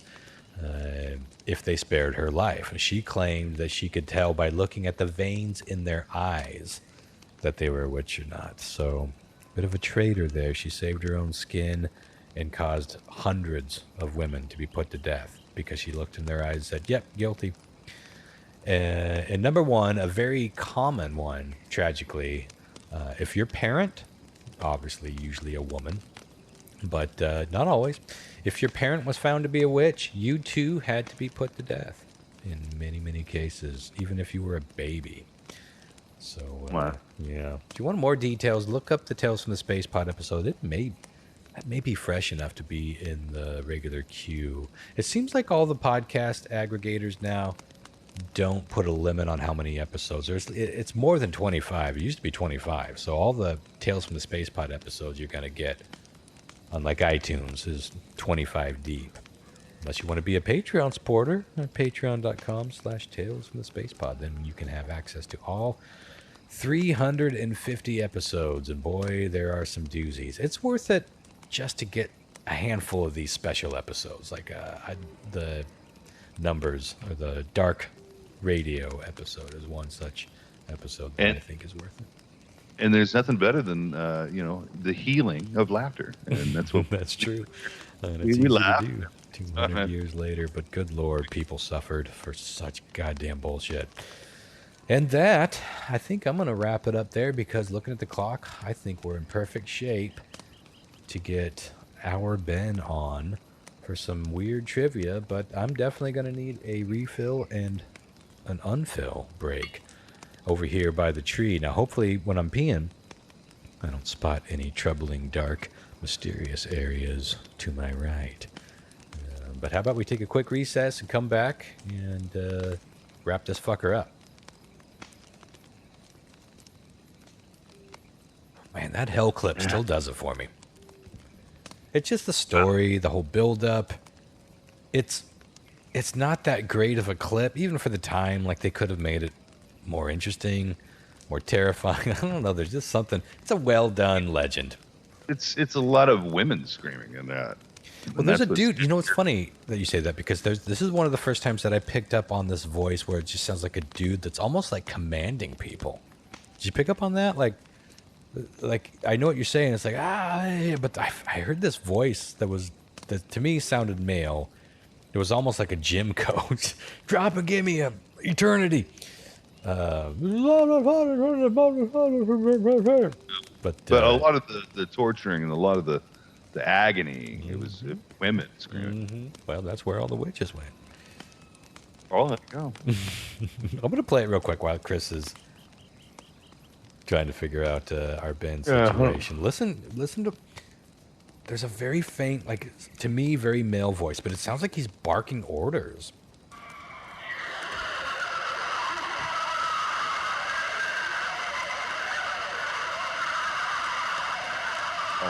You see what I mean? It's almost like a dictator being like, like yelling at him. And then there's the people that the tone of that one voice sounds different than the rest. Yeah. Where it may be like some guard in hell. There's so much it could be, and it all sounds bad. Yeah, including a hoax, by the way, and that's probably what it is. Or probably some... I have a hard time believing one of the theories is it's some sort of microphone or audio anomaly. I don't believe that. I would believe hoax before I would believe that. Go ahead, Love. If you want to get scientific busy into it, they could say it was done in the Antarctic, and it was a microphone that was sealed somehow, that was under the ice and water. Does sound watery, although that could be a digital artifact. Well, it could, but you know as well as I do the sound of whales and stuff like that submerged. Sounds like... You know as well as I do. The sound of whales. There's only one person that knows whale sounds better than me, and it's you, Ron. Yeah, perfect opportunity to say you know as well as I do, but we'll move on. And you talk about those whales. Whale. Speaking of whales, I'd like to warmly welcome our Ben to the show. How dare you not say welcome? Our Shame. Ben on the show. Now, this is not the first time that your voice has been on the show, but is this the first time that you have joined us live? I can't remember. Yeah, I've only submitted audio messages up to this point. That's right. When we were trying to get audio messages going, Well, you know what? There's only a few that- You sound very educated and well-traveled. this doesn't bode well for the rest of us concerning weird trivia. Ben, let me ask you, when you're playing along at home, we know how you feel about Whiskey Ron championing for you, but when you're playing along at home, do you tend to do pretty well? Well, first off, it was a joke. I want to apologize for that No, one. do not You apologize. don't need to apologize. It's funny. And it's We true. all have been whiskey Ron before, okay? Ask Eddie's girlfriend, you know what I'm saying? Never apologize for the truth, Ben. I do okay. I think I tend to average out with whoever wins or somewhere around there, I guess. Yeah. Okay. Yeah. You know, Ben, I almost put a story in tonight that you sent me a few weeks back just to see if you'd remember. Just to see if you're still on but I didn't do it. You could do that with me, and I wouldn't remember. Like that'd be an interesting exercise for Chris to go back, maybe like 2-3 years, stories that I brought to the show, and he made nothing but stories that I brought. News quiz, I'd probably still lose. It's hard to keep track of this shit. I may have to just go start listening to old shows, make that a segment. That'd be funny. Well, there could be somebody listening along when John Mark was talking about the gates of hell. It's like, yeah, you guys did a whole show on that. For all we know, I don't fucking remember. Okay, so here's the deal. We have two people waiting for a championship. We have Abby Holmes and Cheryl Martin. So we just need one more person to fill that. So if Ben wins tonight, he gets to represent himself. So we still would need one more person to fill that. So we'd go one more week, and then we do our championship round. However, if Ben fails and one of you beat him, the next time we do Strange Triv will be a championship round. Exciting. All right. That just means that we've been winning more, right? I guess that's what. Well, what does that mean? Sure. I don't know what it means. No. This means time See, is Ben, passing. Whiskey Ron is not is nothing to be ashamed about joking. It's just a reality here. And this is the Halloween episode. I usually start even earlier, but curious to see because this is the Spooky Around the Campfire edition of Weird Triv. So I'm excited. I might do better with this. Okay, Ronster, you're going to be playing for James Shepard tonight. Nice. John Mark, you're going to be representing Russ McCaw. Russell McCall. And Lyle, you're going to be playing for the beloved TJ. And then Ben, obviously, you're representing yourself here tonight. Shout out to TJ, okay. as if we don't give her enough, but she earns it. She was sporting, I think her profile picture on, or maybe just a photo she uploaded on Facebook, was her sporting her Meow Bazaar face mask. COVID appropriate. Great. Love that. Okay, without further ado, question one. A metal-loving musician in Greece made the news last year when he made his own functioning custom guitar out of this. They're all kind of meant to be creepy tonight. A little creepy, one way or another. Okay. He made his own guitar. He's a musician that loves metal music. Made his own guitar out of this. Was it A, 14 Ouija boards? Awesome. Your Is pick it is the B? planchette, or planchette, what's it called? Very fun, great. Yeah, planchette. Planchette. Uh-huh. Is it B, wood from an actual used coffin? Oh, it's pretty metal. Is it C, his own amputated leg bone? That's metaler. Or is it D, the skeletal remains of his uncle? Metal. R.I.P. Uncle Troy. Oh man. Okay, Oh man. What's the order here? We're gonna go tradish tonight. So Ron, if you Okay. would, please. Well, boy, I really like the Ouija board thing.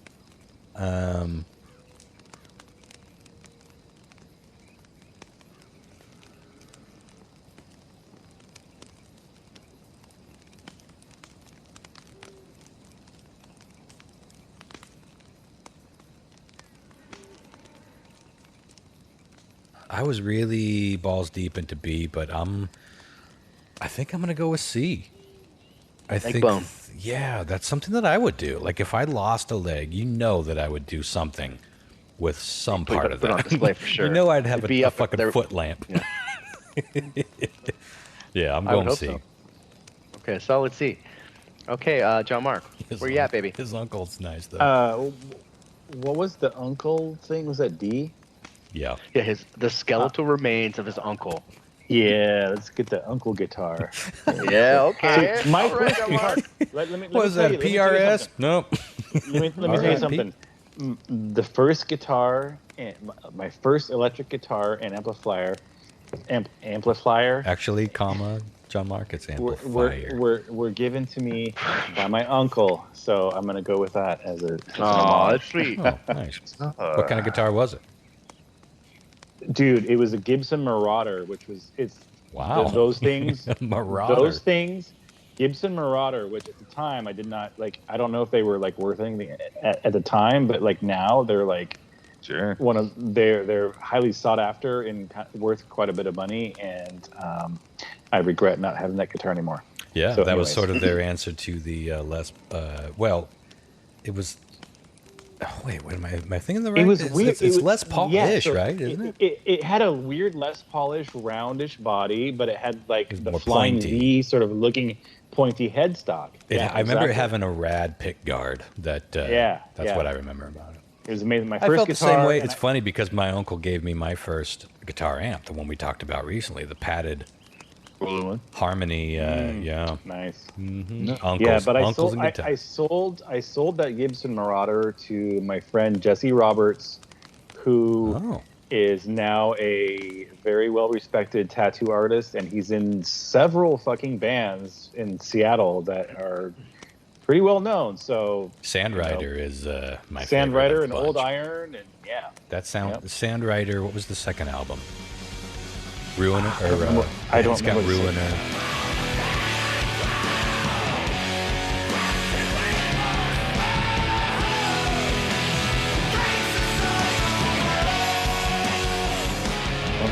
I don't know what it's called. Anyway, good shit. Yeah. Yep. Yeah, uncles and guitars, Wow. man. What you got for me, Lau? Well, it's not uncommon for some people to go out and get fucked up, dig up graves, and take them out to like the park. Not around Yeah. here. It's pretty common. Pretty common around here. But I'm not going to go that route because I think it's overplayed. The old skeletal guitar is a little too overdone these days. The old I dug can up your respect uncle that to make a stance. guitar. It's So cliche. Yawn. Wow. Where do you put your key tuners? Yeah, it's true. It's on sternum. But just think it could double as an xylophone on the old rib cage. You could break into a mid solo. Would you build a crossover where you had the tuners like on the dude's shoulders or on the skeletal shoulders, and then had the strings come across the body? I get it. You saw the story, Lyle. Jesus. No, I'm saying the logistics of it all. So I'm going to go with something that Metallica did, and I think we talked about this a little earlier.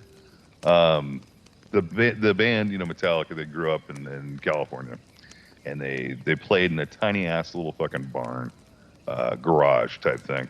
It's where they got their start. And the guy that owned the property, years later, this is like recently, like Who? What band is this we're talking about? Like, Metallica. oh, I don't know. Yeah, Okay. I don't. Is it you mean Coldplay? I don't know. Anyway, they were selling they were tearing down the barn. So what James Hetfield had done was, he has a personal guy that makes guitars for him, and he shipped out a bunch of the wood planks that were part of that barn. This is like when Cliff Burton was playing with I don't remember the story. and no, it's a true story. And so he has a Gibson-ish type axe. Gibson-ish. Well, it's an Explorer-ish looking, but it's made out of the wood from the barn that they all started the band in. That's awesome. If I knew that story, I completely forgot it. It has even the markers on, for the frets.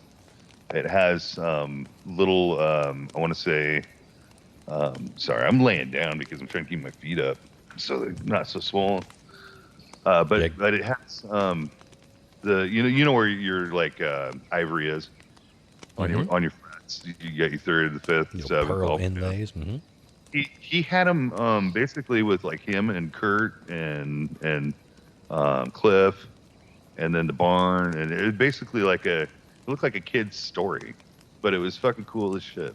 You can look it up online. It's Yeah, really I'm cool. gonna look it up right now. Actually, I already chose my answer. Ben. Oh, so what? Wait, which answer are you going with, Lyle? Going with the coffin. Okay. Yeah, that's Yeah, a I'm for good. B. That's a good. Yeah. Mm-hmm. Yes, it is. Yes. Ben. I loved how it completely escalated from one to the other. Yeah. When I was like, that's good. Oh, Classic that's a Lyle. little better. Here's the deal. It's like I've been like caught up in my room for fucking 3 years now, so because of COVID, so I don't get out very much. Yeah, Lyle's learned some shit.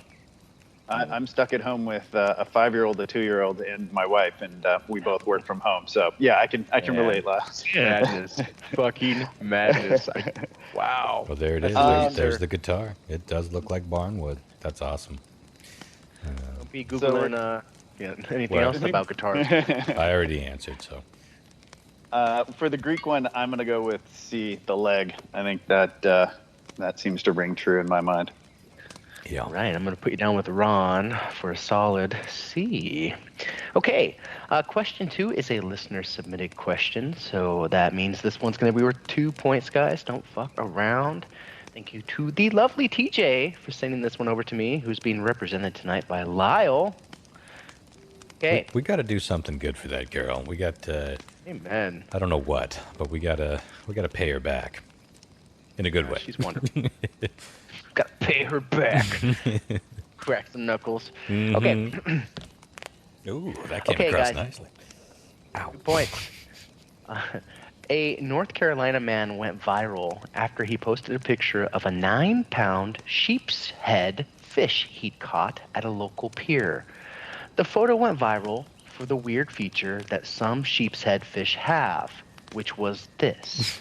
A head of a sheep. I told you all these were kind of scary stories. Scary Good. to me. It should be around this campfire. I do. In fact, I it's do dying have down. the photo. Let's stoke it a little bit here. Right. Yeah. Put another. Oh, that's pass me a nice. log, Ron. There we go. Pass me a log. Here it is. It's small, but it burns long. Trust me. Candy bars. Okay.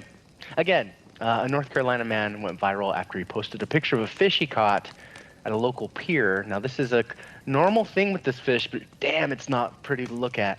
What was the feature that made this go viral? Was it A, the fish has eyes that glow red like fire when out of the water? It's pretty bog. Fire. B, the fish has bone growths that look like antlers on its head. Oh, Very scary antlers, John Mark. mountain sheepfish. What do they call that? The legendary. Devil. No. It was a rabbit that had a. Oh, the jackalope. This is the jackafish. Mm-hmm. Do not This is want. C. The fish has a mouthful of human-looking teeth. What if it was like a mouthful of fleshlight? You just Yeah, pull but- it. yeah, what then, Chris? you got got woozy. you got a decision to I got make here. Do not like, do not want. Human teeth and a fish do not want. Forbidden fleshlight. I'm sure you guys have seen like taxidermy tomfoolery where they put human teeth in animals. I don't know what it is about that, but it troubles. Not good. Yeah. Oh no, the pictures of babies with full teeth. As Yeah. a parent, freaks you the hell out. You know what's is the MRIs of kids with the teeth that haven't came in yet. Oh yeah, you can see them Loud. up there. Preach. They're up there in Oh. the chamber. See? I got was it one. I got D? one right in the middle of my smile. That's still in the chamber. Won't quite slide into place. Go. Wait to drop. My balls dropped when I was 9, but that middle tooth, I'll keep you posted. I downloaded Waiting to Drop once. It was not the same kind of movie.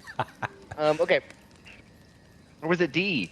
Part of the fish's skeleton is on the outside of its body. So again, What is the weird feature about the sheep's head fish that caught a viral sensation? Was it A, the fish has eyes that would glow red like fire when out of the water? The fish has a bone growth on its head that looks like antlers.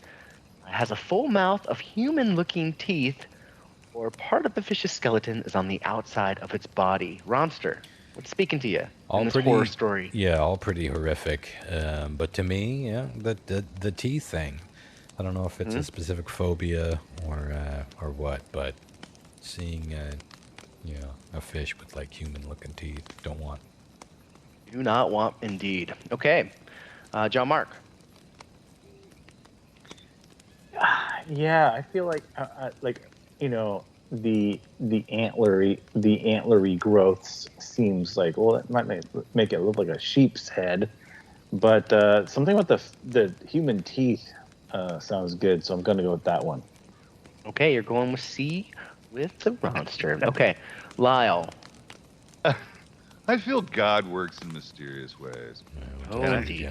I feel like after a 6-pack, maybe God seems like some hillbilly out there needs to be rewarded with the fish with teeth. To do whatever he wants to do with it. I'm God. I'm gonna do whatever I want with this fish. You know it's happened before. Mhm. Slice fish. Stop that. Oh, God. Oh, I'm getting woozy. Yeah, again. I'm kind of proud of you for bringing this story. Yeah, I had to drink a lot to write this one, guys. Truly. And another truly. Truly. And truly. Okay, what are you going with, Lyle? I'm not sure we're zagging here. Teeth in the fish. Oh, my. Okay. What All right, if put you down for God C. gave fish my teeth? What if you saw a fish that had my fucking teeth? All I could Oh, my God. Christopher. Oh, God. I don't know whether Catch to and laugh or release. cry. like to imagine two hillbilly guys out there. with Easy. down, going, God damn, we got a skunk again today, but boy, let me tell you what, look at this thing. We found this one here with the purty mouth. He's done with it. He looks like Cousin Ronnie. We're flat. A big old cat right in between trees there. Yeah. All right, okay, so let's stop that. The bait slides right through. Just right in All right, so Christopher, if you came up with human teeth, clearly you're the winner here. Does anybody win? Some of these probably not. So yeah, I'm gonna go with human teeth as well. All right. Human game on the human teeth. Okay. Okay, let's move on to question 3. A pair of butchers in Wisconsin made some waves when they announced they were making bratwurst infused with this for Halloween. And despite how most of us are probably going to feel about this, they're getting inundated with pre-orders. What are they making their bratwurst with for Halloween special? A, candy corn. Gross. Barf. I was like, could it get much worse than what they actually put in it? But yes, it can, as it turns out. Survey says yes. Okay. Is it B, fish eyes? Oh, again, you're working through some stuff, Chris. I think we're watching you do some work. Yeah, barf. Is it C, freeze-dried spiders? Oh, freeze-dried. Boy, they'd have that freeze-dried crunch. God, I knew you were gonna fucking go there. You knew I'd go to the text. like, how would that taste in my crunch? What would be the text? Or was it D, sheep's blood? So again, Okay, yeah. what are they making their bratwurst infused with for Halloween? Is it candy corn, fish eyes, freeze-dried spideys, or sheep's blood? Well, correct me if I'm wrong, but isn't blood sausage a thing? What does blood sausage actually mean, though? I don't know that I've really ever thought about it, but I know that blood sausage is a thing, and it's filled with blood, from what I remember. But how rare could that be? Where? What part of the world? Wisconsin. It's not the most. Oh, I'm so tempted to go with candy corn. I feel like it's candy corn, fish You know what? eyes. Fuck it. I Freeze-dried- feel like it's yeah, what are you probably sheep, but I'm gonna go with candy corn. Because Right, blood Roger. sausage is a thing. It's probably the right answer. Fucking But gross. candy You corn? sick motherfucker. Way You're gross gross. just for guessing it. It's the worst. On the other hand, would Christopher have just purposefully went out of his way to slide in a fish answer? I should have thought about that. I'm going to stick with candy corn, though. That's the one. Candy corn and pork or whatever else is in your fucking sausages. Who knows? Could be amazing. You don't know until you've had it. No. Okay. Oh, pretty gross. I remember the Oh, first the time I had a Monte Ronald Cristo sandwich with jam on top. I was like, that's disgusting. And then I bit into it. I was like, oh my God, this is my new life. I eat Monte Cristos now. Sounds gross. John Mark. So candy corn gets a lot of hate, and I fucking love candy corn. I went out of my way to find a bag of candy corn last weekend when I was shopping, just because I was like, I need some goddamn candy corn. And Some candy corn. I and liked so it when I was a kid. I'm going with it, dude. I fucking love it. Yeah, Fucking love it. I might too. It's not waxy. It's chewy. My dog likes. Oh, it's sugar. He 100. likes to I'm chew with it Lyle up. on this. It's 100% waxy. It's not waxy. You guys are fucking whack. You're whack. I'm on team wax on with Anyways, candy corn, but I I'm don't going with mind candy that. corn. I don't know if it would go good with sausage necessarily, but you got that. You're Sweet and in or you're caramel. out, If John it- Mark. if- you can't if it- wafer on the candy corn, okay? If it did, it would be that sweet meat treat. Sweet meat Oh my treats. God. So, Wow. I think you just made the poster for it. Well, let's break down the Jesus. flavor of candy corn. It's not corny. It's like vanilla, caramely. Yeah, I don't hate It caramel. tastes like sugar, or Rob. candy. Tastes like sugar. But going back to the waxy thing, I thought it was waxy too, but I didn't dislike that aspect of it. I remember in specifically Halloween, I was more forgiving for waxiness. Remember those, the teeth that you would get, the wax teeth, but you could eat them?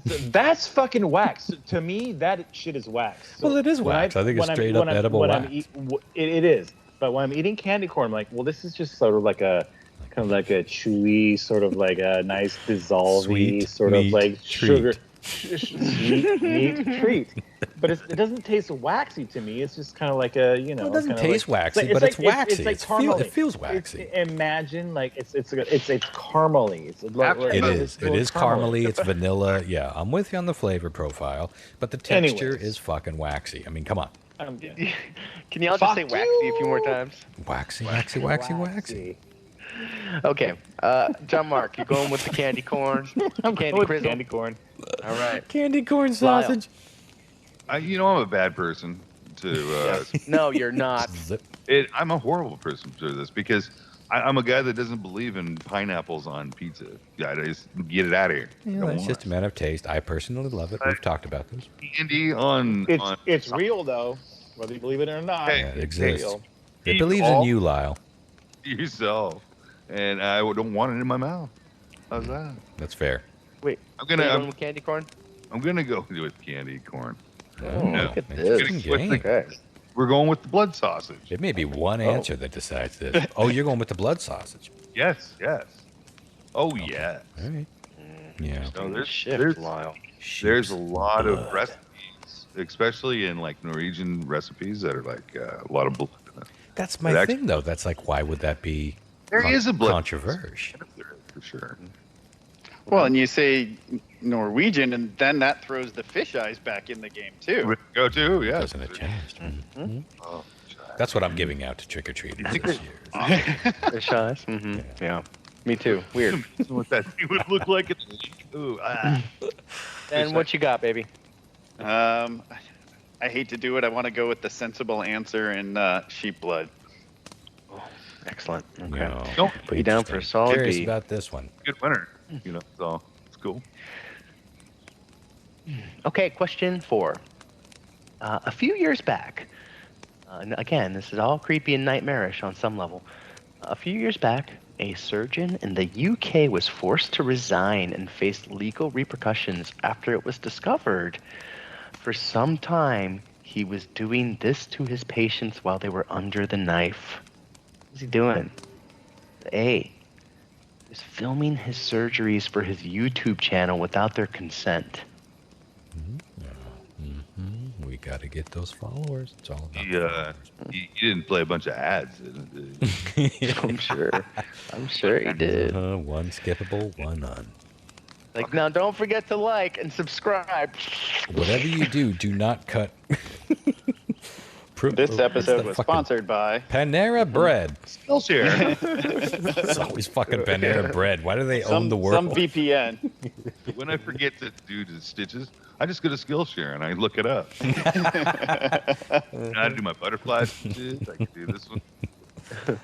Okay, so was it A, he was filming surgeries for his YouTube channel without consent? Was it B, he was carving his initials into their organs? Dr. John was here. Was it C, he was taking bone fragments as souvenirs? Oh, wow. Okay, remind me the question. A few years back, a surgeon in the UK was forced to resign and faced legal repercussions after it was discovered for some time he was doing this to his patients while they were under the knife. Damn. Filming his surgeries for his YouTube page, carving his initials into their organs, taking bone fragments as souvenirs, or using patient blood he'd salvaged from his scrubs to paint his art. Okay. No. Well, this is one of those times where I'm going to go against my gut tells me it was like taking a bone or something as some sort of keepsake. But Yeah, boner. I enjoy the sort of narcissism and the just like the little secret, the little treat that he would get for himself with just knowing that he's left his literal signature on somebody inside somebody's person. That's an interesting. That's very psychopathic. And I'm gonna go with that. It can mean harm too, or it can mean just like, hey, my marking my territory. It's just narcissism. It's like Yeah. I was here. I mean, that's what so many psychopaths, especially, will do. You know, they leave their calling card. They get off on knowing that they had power. They had this little bit of control, whether it's a small thing or a huge thing, like taking a life. It could be something smaller, like, oh, I snuck into that bitch's house and jacked off while she slept. There's this weird thing that this type of demented psychopath brain will do, where it's just like they get off on their own little secrets and power. If you made that one up, though, kudos. That's an interesting answer. You shall see. Okay, John Mark. Can you go through the responses real quick one more time? What did he get busted doing? Was it filming his surgeries for his YouTube page, carving his initials into organs, taking bone fraggies as souvenirs, or using patient blood he'd salvaged from his scrubs to paint his art? Dying to know how they found this out, too. Man, I have the story. I'm torn between the YouTube postings and the bone fragments, and One would be. I feel like the YouTube thing would be like, well, that's how they caught him, right? Well, that's the thing. How could you get away with that? Right. So, but something with the bone fragments rings true to me, so I'm gonna go with that one. Bone fraggies. Bone Okay. fraggy? I'm gonna get deep on you guys with it. I didn't mean to, but I'm gonna go a little deep on this. All right, let's do it. The bone fragments would be a little hard to get away with because you're literally breaking somebody's bones. If you haven't been under surgery, What if they're already I broken live? feel like I'd know if someone took one of my fraggies. or totally like What if rib, he's doing surgery on somebody that has shattered bones, you know? dude, I'm just telling you from many surgeries I've had. There's some things you probably wouldn't even know you did, and that kind of steers me to the answer that Ron gave. And this is completely off the cuff. This is something that I found on Instagram that I thought it triggered my mind, but it blew it at the same time. Fucking amazing. And out of the person, it was fucking Mike Tyson. Mike Tyson has a podcast now, and he was talking to a young rapper, and the young rapper was like, you know, I ride off anybody that fucks me over. Fuck them. You know, I'm gonna write them off forever. And Mike was like, I can't do it, Michael. Impressed, and I wish I could. But his answer to that was, why would you do that? You know, you're in the wrong. because you're basically giving that person the power to be your master. Because if you oust him for what he did to you, he still controls you emotionally. So in turn, he is your master and you're his slave, you know, in a sense like that. Blew my fucking mind. I completely agree with it, because now you're powerless over somebody else controlling your own your emotions. The same thing works with like somebody like that would tear you open and say like on your good kidney, carved his initials, you know. Yeah. You know what I mean? It's the same. I'm your master and you're my bitch. You know, you'll never know it, but you're my bitch. You know, kind of mentality. Yeah. So with that saying, I'm gonna go that he probably smuggled out a bunch of blood for paintings. All right. Got there. You got to find that Mike Tyson thing, that little clip. It's only like a 15-second thing, and I found it on Instagram. It just blew my mind. Okay. It's right. You can't let people control your emotions, no matter if they're your fucking boss, your fucking ex-wife, whatever. You know, you got to learn how to control the situation and take back what's yours. You know, it was really cool. I needed to hear it, I think. Is it this one? I cut ties like the devil wins. The devil wins. So Yeah. I'm saying the devil wins because someone did me wrong, and I cut ties with that person. I act like I never met that person. Yeah. So I gotta be the bigger person because he changed you. Oh, okay. So he's your master because he controls your emotions. He's not your enemy. He's your master because you're not who you used to be now. He stole that away from you. When you did me wrong. Was that it? That's the one, dude. Yeah, that's Powerful. Okay, are you guys ready to go over the answers and see who came out on tippy Did top? we get Ben? Yeah, I got to throw my last one in.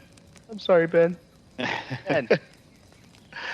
Oh boy, that was a tough one because I immediately jumped on one, and then as soon as you went through, when I heard D, I was like, first instinct said that's the one. Then John Mark throws me off with A or C. So, but I'm going with my first instinct on it, and the blood from his scrubs or her scrubs. Okay. Perfect. I'll put you down for D with Lyle there. Okay, let's go over the answers and see who came out on tippy top.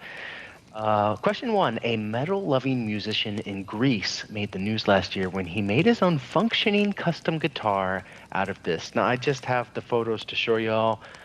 Just let them speak for themselves. Okay. All right, I'm going to actually send to Ben first, and then to... Don't say anything, Ben. I gave you the... There we go. Space pod. Boom. All right, y'all should have them. Oh, wow. Okay. Well, it was, in fact, the entire skeleton from... must have been Uncle. shoulder blade to pelvis. Now, I'd love for you to get to that third photo. His uncle's name was Philip, and he made you can see he modified the headstock to say it's a Philip Skelecaster. Philip in Fender font Skelecaster. Skelecaster, what a great word. I guess, what is it? Cremation is kind of frowned upon in Greece. It's not very popular. Yeah, you don't This want is to just what I read in the article. Don't want to desecrate a body after all. So they had this body, and he had donated it. He'd asked for his body to be donated to science, and so they tried to donate it to a college, and they said, well, we really don't have any use for this. And so he got it back, and he didn't know what to do with it. And they don't. I guess the laws are way different over there for what you can do with the remains. And he made this fucking guitar because his uncle had got him into metal. And he's like, there's nothing more he would have liked, you know. So it's a functioning fucking guitar, and it's unbelievable when you look at it. So Google it for the. It's creepy for the sense because like when you're playing it, you're basically playing it with your hand up the rib cage. You're diddling I know, your it's uncle. fucking wild, right? You know? Yeah, no doubt. Can you imagine somebody smashing at the end of a show? Well, I forgot. I smashed uncle. It looks like Help me round up his Carried away in fraggies. the moment. It was like Bruce Campbell smashing through the army of the dead, just bones flying My everywhere. uncle's fraggies are everywhere. Oh, it just sounds like a bowling strike. Well, you're limited. The audience limited is to- scrapping it up. It's not metal. It's hard to make a strike sound. John Mark got that correct. No surprise. Coming out swinging. Oh dear. Inhaled my cigar. I bet you did. Question 2 was again a listener submitted question. Thank you, TJ, for always sending me this good shit. And happy Halloween to you. This one was worth 2 points here. A North Carolina man went viral after he posted a picture of a 9-pound sheep's head fish he'd caught at a local pier. The photo went viral for the weird feature some sheep's head fish have. Fish. Fish. Fish. Okay, so I have the photo here. This was from a real story. I didn't verify. I thought this was photoshopped at first, but I think this is definitely, from what I've gathered, this is a real fucking thing. So here you go. My nightmare is your nightmare, motherfuckers. Enjoy. Oh, it's a real thing? Yeah. Yep. Human teeth in a fish. Just seemingly, they're very structured in the same way. Yeah. I'm sorry, Meg. Sorry, Effie. Oh, woundy. Sorry, Woundy. Like, ew. Anyway. Fucking unbelievable, right? Nightmare. Fucking nightmare. 2 points, and let's see. You Does all it have got that tongue correct. teeth? Oh, Yeah, bro. it has there- rows. there's some fish you just don't put your dick in. That's not one. This is Is one at of the bottom of my list that's very long of things I won't put my dick in. Mhm. Yes. Brutal. Okay, you all Gross. got that correct for 2 points a pop. Damn. Nice work. anybody's game. Anybody's fucking game. So I'm just making sure I have the score correct at this point. So John Mark should have 3 points and everyone else has 2 points. Okay, question 3. A pair of butchers in Wisconsin made some new news when they announced they were making bratwurst infused with this for Halloween. And despite how most of us might feel about it, they're getting inundated with pre-orders. And I have the photo of this as well. It's very photo heavy. Hopefully I get the same response from Effie on this one. Let's see. Good guy. Boom. All right, Ben, it's on its way to you too right now. Yeah, I Oh, think that's where shit. I missed cluing in on the spooky aspect. Yeah, You there's mentioned here. twice. I went, oh. There's candy corn. I mean, fish eyes, spiders. I don't know. wow, look at that. It's not even really like processed or ground up. You can see whole it's chunks of just- candy corn. Huh. Ugh. What do you like think about that, chunky John Mark? peanut Sweet butter. and little sweet, little salty, sweet meat treat. Whack. Yeah, I think it's just, sweet meat treat. I think it's a sweet meat treat. I'm wondering though, like after you actually cook it, like I'm imagining the candy corn will like melt into Yeah, like the a chocolate the chip. flesh a little bit, can't- and it's like I can't think of That anything probably- that fits. Ugh. That probably I sways can't me. think of anything that. I can't think of anything I like that fits the description sweet meat treat at this moment in time. Yeah, well, you know, if you're not a pineapple you? on pizza, well, you're a pineapple on pizza guy. Oh, that's true, but like That's a sweet meat that's treat. a combination of things. That's not like a Well, meat so is that's this. sweet. Waxy fake corn candy. Sorry, John Mark, it's true. waxy, but it You won't know, be by I- the time it Okay, gets cooked I stand through. corrected. I think that I'm we open to have the only idea. one. There's only one solution to this. We right have here. to We have to try try it. We have to No. try this. I We have to can't try eat it. candy corn. Maybe there's some organic type of candy corn that I could Oh eat. my god! I would be willing to try it if it wasn't made of like corn syrup or something that would make me sick. But yeah, John Mark kind of swayed me. Like it would definitely melt, and Huge mess. you would just get like these little kisses. Here's another version.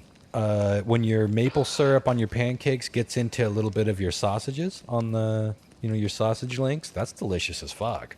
It's probably going to be similar to that flavor. Okay. I didn't mean it to be that I- controversial. Now I really I have to try it. Now I'm convinced. You gotta It's more try like it. sausage Sweet meat that treat. was a candle that got fucking knocked over that made your fucking sausage all waxy. It's not that waxy. It's that waxy. Eh. A candle, Okay. a vanilla candle gets knocked over. Yeah, maybe. Have we ever eaten vanilla candles? Maybe they are, in fact, just tubular candy corn. Yeah. All right. Well, I candy tried. corn sausage. No. Ron and John Mark both got that correct for point of pop. Boy, this John is gonna Mark's be 3 for tricky. 3, motherfuckers. Yeah, it is. John Mark currently has 4 points. Ronster has 3. We split on this last one, though, right? I think. You did. So John Mark has got everything. You got that correct? John Mark, you got that correct, right? Yeah, he's got it all. Ron, John, and Lyle and Ben went with sheep split on that. Yeah, it's a rough go here. It ain't so easy, is it, Ben? Oh, no pressure being the Halloween episode, too. I'm That's true. so honored to be on it. Our biggest download of the year. No Hey, I pressure. didn't get shut out. I don't feel so bad. That's true. Yeah. 2. Normally, we would all be celebrating with 2 or 1 or whatever the fuck you got. Okay, yeah, I ran this by batch. She got 1 out of 4, FYI. She really brought her A game. Okay, question 4. A few years back, a surgeon in the UK was forced to resign and faced legal repercussions after it was discovered for some time he'd been fucking carving his initials into patients' organs. son. while they were out. What happened here was one of his patients went back in because something was wrong, and while the surgeon was in there, he was like, "What the fuck? Oh There's my a JB carved into your liver." Wow. And so and so they just was like, well, what was your fucking last person that was in here? And they put the fucking 2 and 2 together, and he admitted to doing it to other people, and it's just wild, right? And I think you guys really broke that down in an interesting way. Both of you really did. So, Ron and Lyle got that correct, which means Ronster has tied John Mark here. I went with the blood for the painting. Oh, I'm sorry, you did. Shit. Yeah, it looked like he was going to zig, but then he zagged. Yeah, I that's put it. down I was premature, clearly. I bet it's we have a tie. tied to that exact mentality too. You know, where the killers leave a clue, or they just, I don't know what that is, man. There's a trait in certain types of psychopaths. Like, this dude's a psychopath. Mm-hmm. It's just like the Zodiac Killer. Did the story say what his punishment is? I didn't get that far into it, to be honest. He's in jail or something. So he Yeah. lost his license to medicine. That Sure. bear man. Hopefully to You'd live. like to hope. Okay. Yeah. Okay, guys, we have a tie, which means I have a crafty tiebreaker ready here, Halloween related even. Okay, John Mark, Ronster, open up a message to me. Okay. Do a little a guessing game here. On average, this is just based off of surveys they've done here. On average, how many calories are in an average trick-or-treater's Halloween stash? Whoa. Oh, the whole stash. How many calories Wow. are in an average trick-or-treater's Halloween stash? You should have got that one from like back. America. This is America, John Mark. I know you'll want to know. Oh, that's Well, tough. no, like back in the '80s, it would have been way fucking worse than like it is now. It's No, hard- it's hard way to worse know. now. Dude, when we were kids, we would go all the way through town. Every Interesting bit guess. of Well, I would every also house, I would say this double to, hit them. to Lyle's point. We didn't have the whole mini and trial size things. That came later when we were like little kids. We got like full on candy bars, right? Oh, fuck. Well, Okay. and then there was the candy that was just pure sugar with flavoring, too. And there was just a ton of that. Yeah. Even a Yeah. popcorn ball. Who knows? This is tough. I feel like total fucking guess, and I could be way out in the lurch here. Well, let me tell you, you're both all over the fucking map. So, Ronster says 10,000 calories. John Mark says 100,000 calories. Holy shit! I feel a little bit better. Which, when I say it out loud, sounds kind of foolish. The correct answer is actually 11,000 calories. Holy Ronster was shit. really fucking close. Nice. So you are our winner today, sir, which means, let me go back to my notes here. I apologize. I can't remember who's playing for who.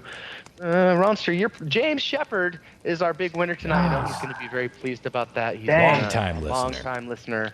Yeah, so really Fan excited of the about bloody that one. And- oranges. yeah, and more importantly, it's John Mark's turn to prize, so he will be taken care of like a king. That's true. Well, So congratulations, James, make sure you shoot us. John Mark is very excited about that. But James, make sure you send us over your shipping address, and we'll make sure that happens when we get around to it.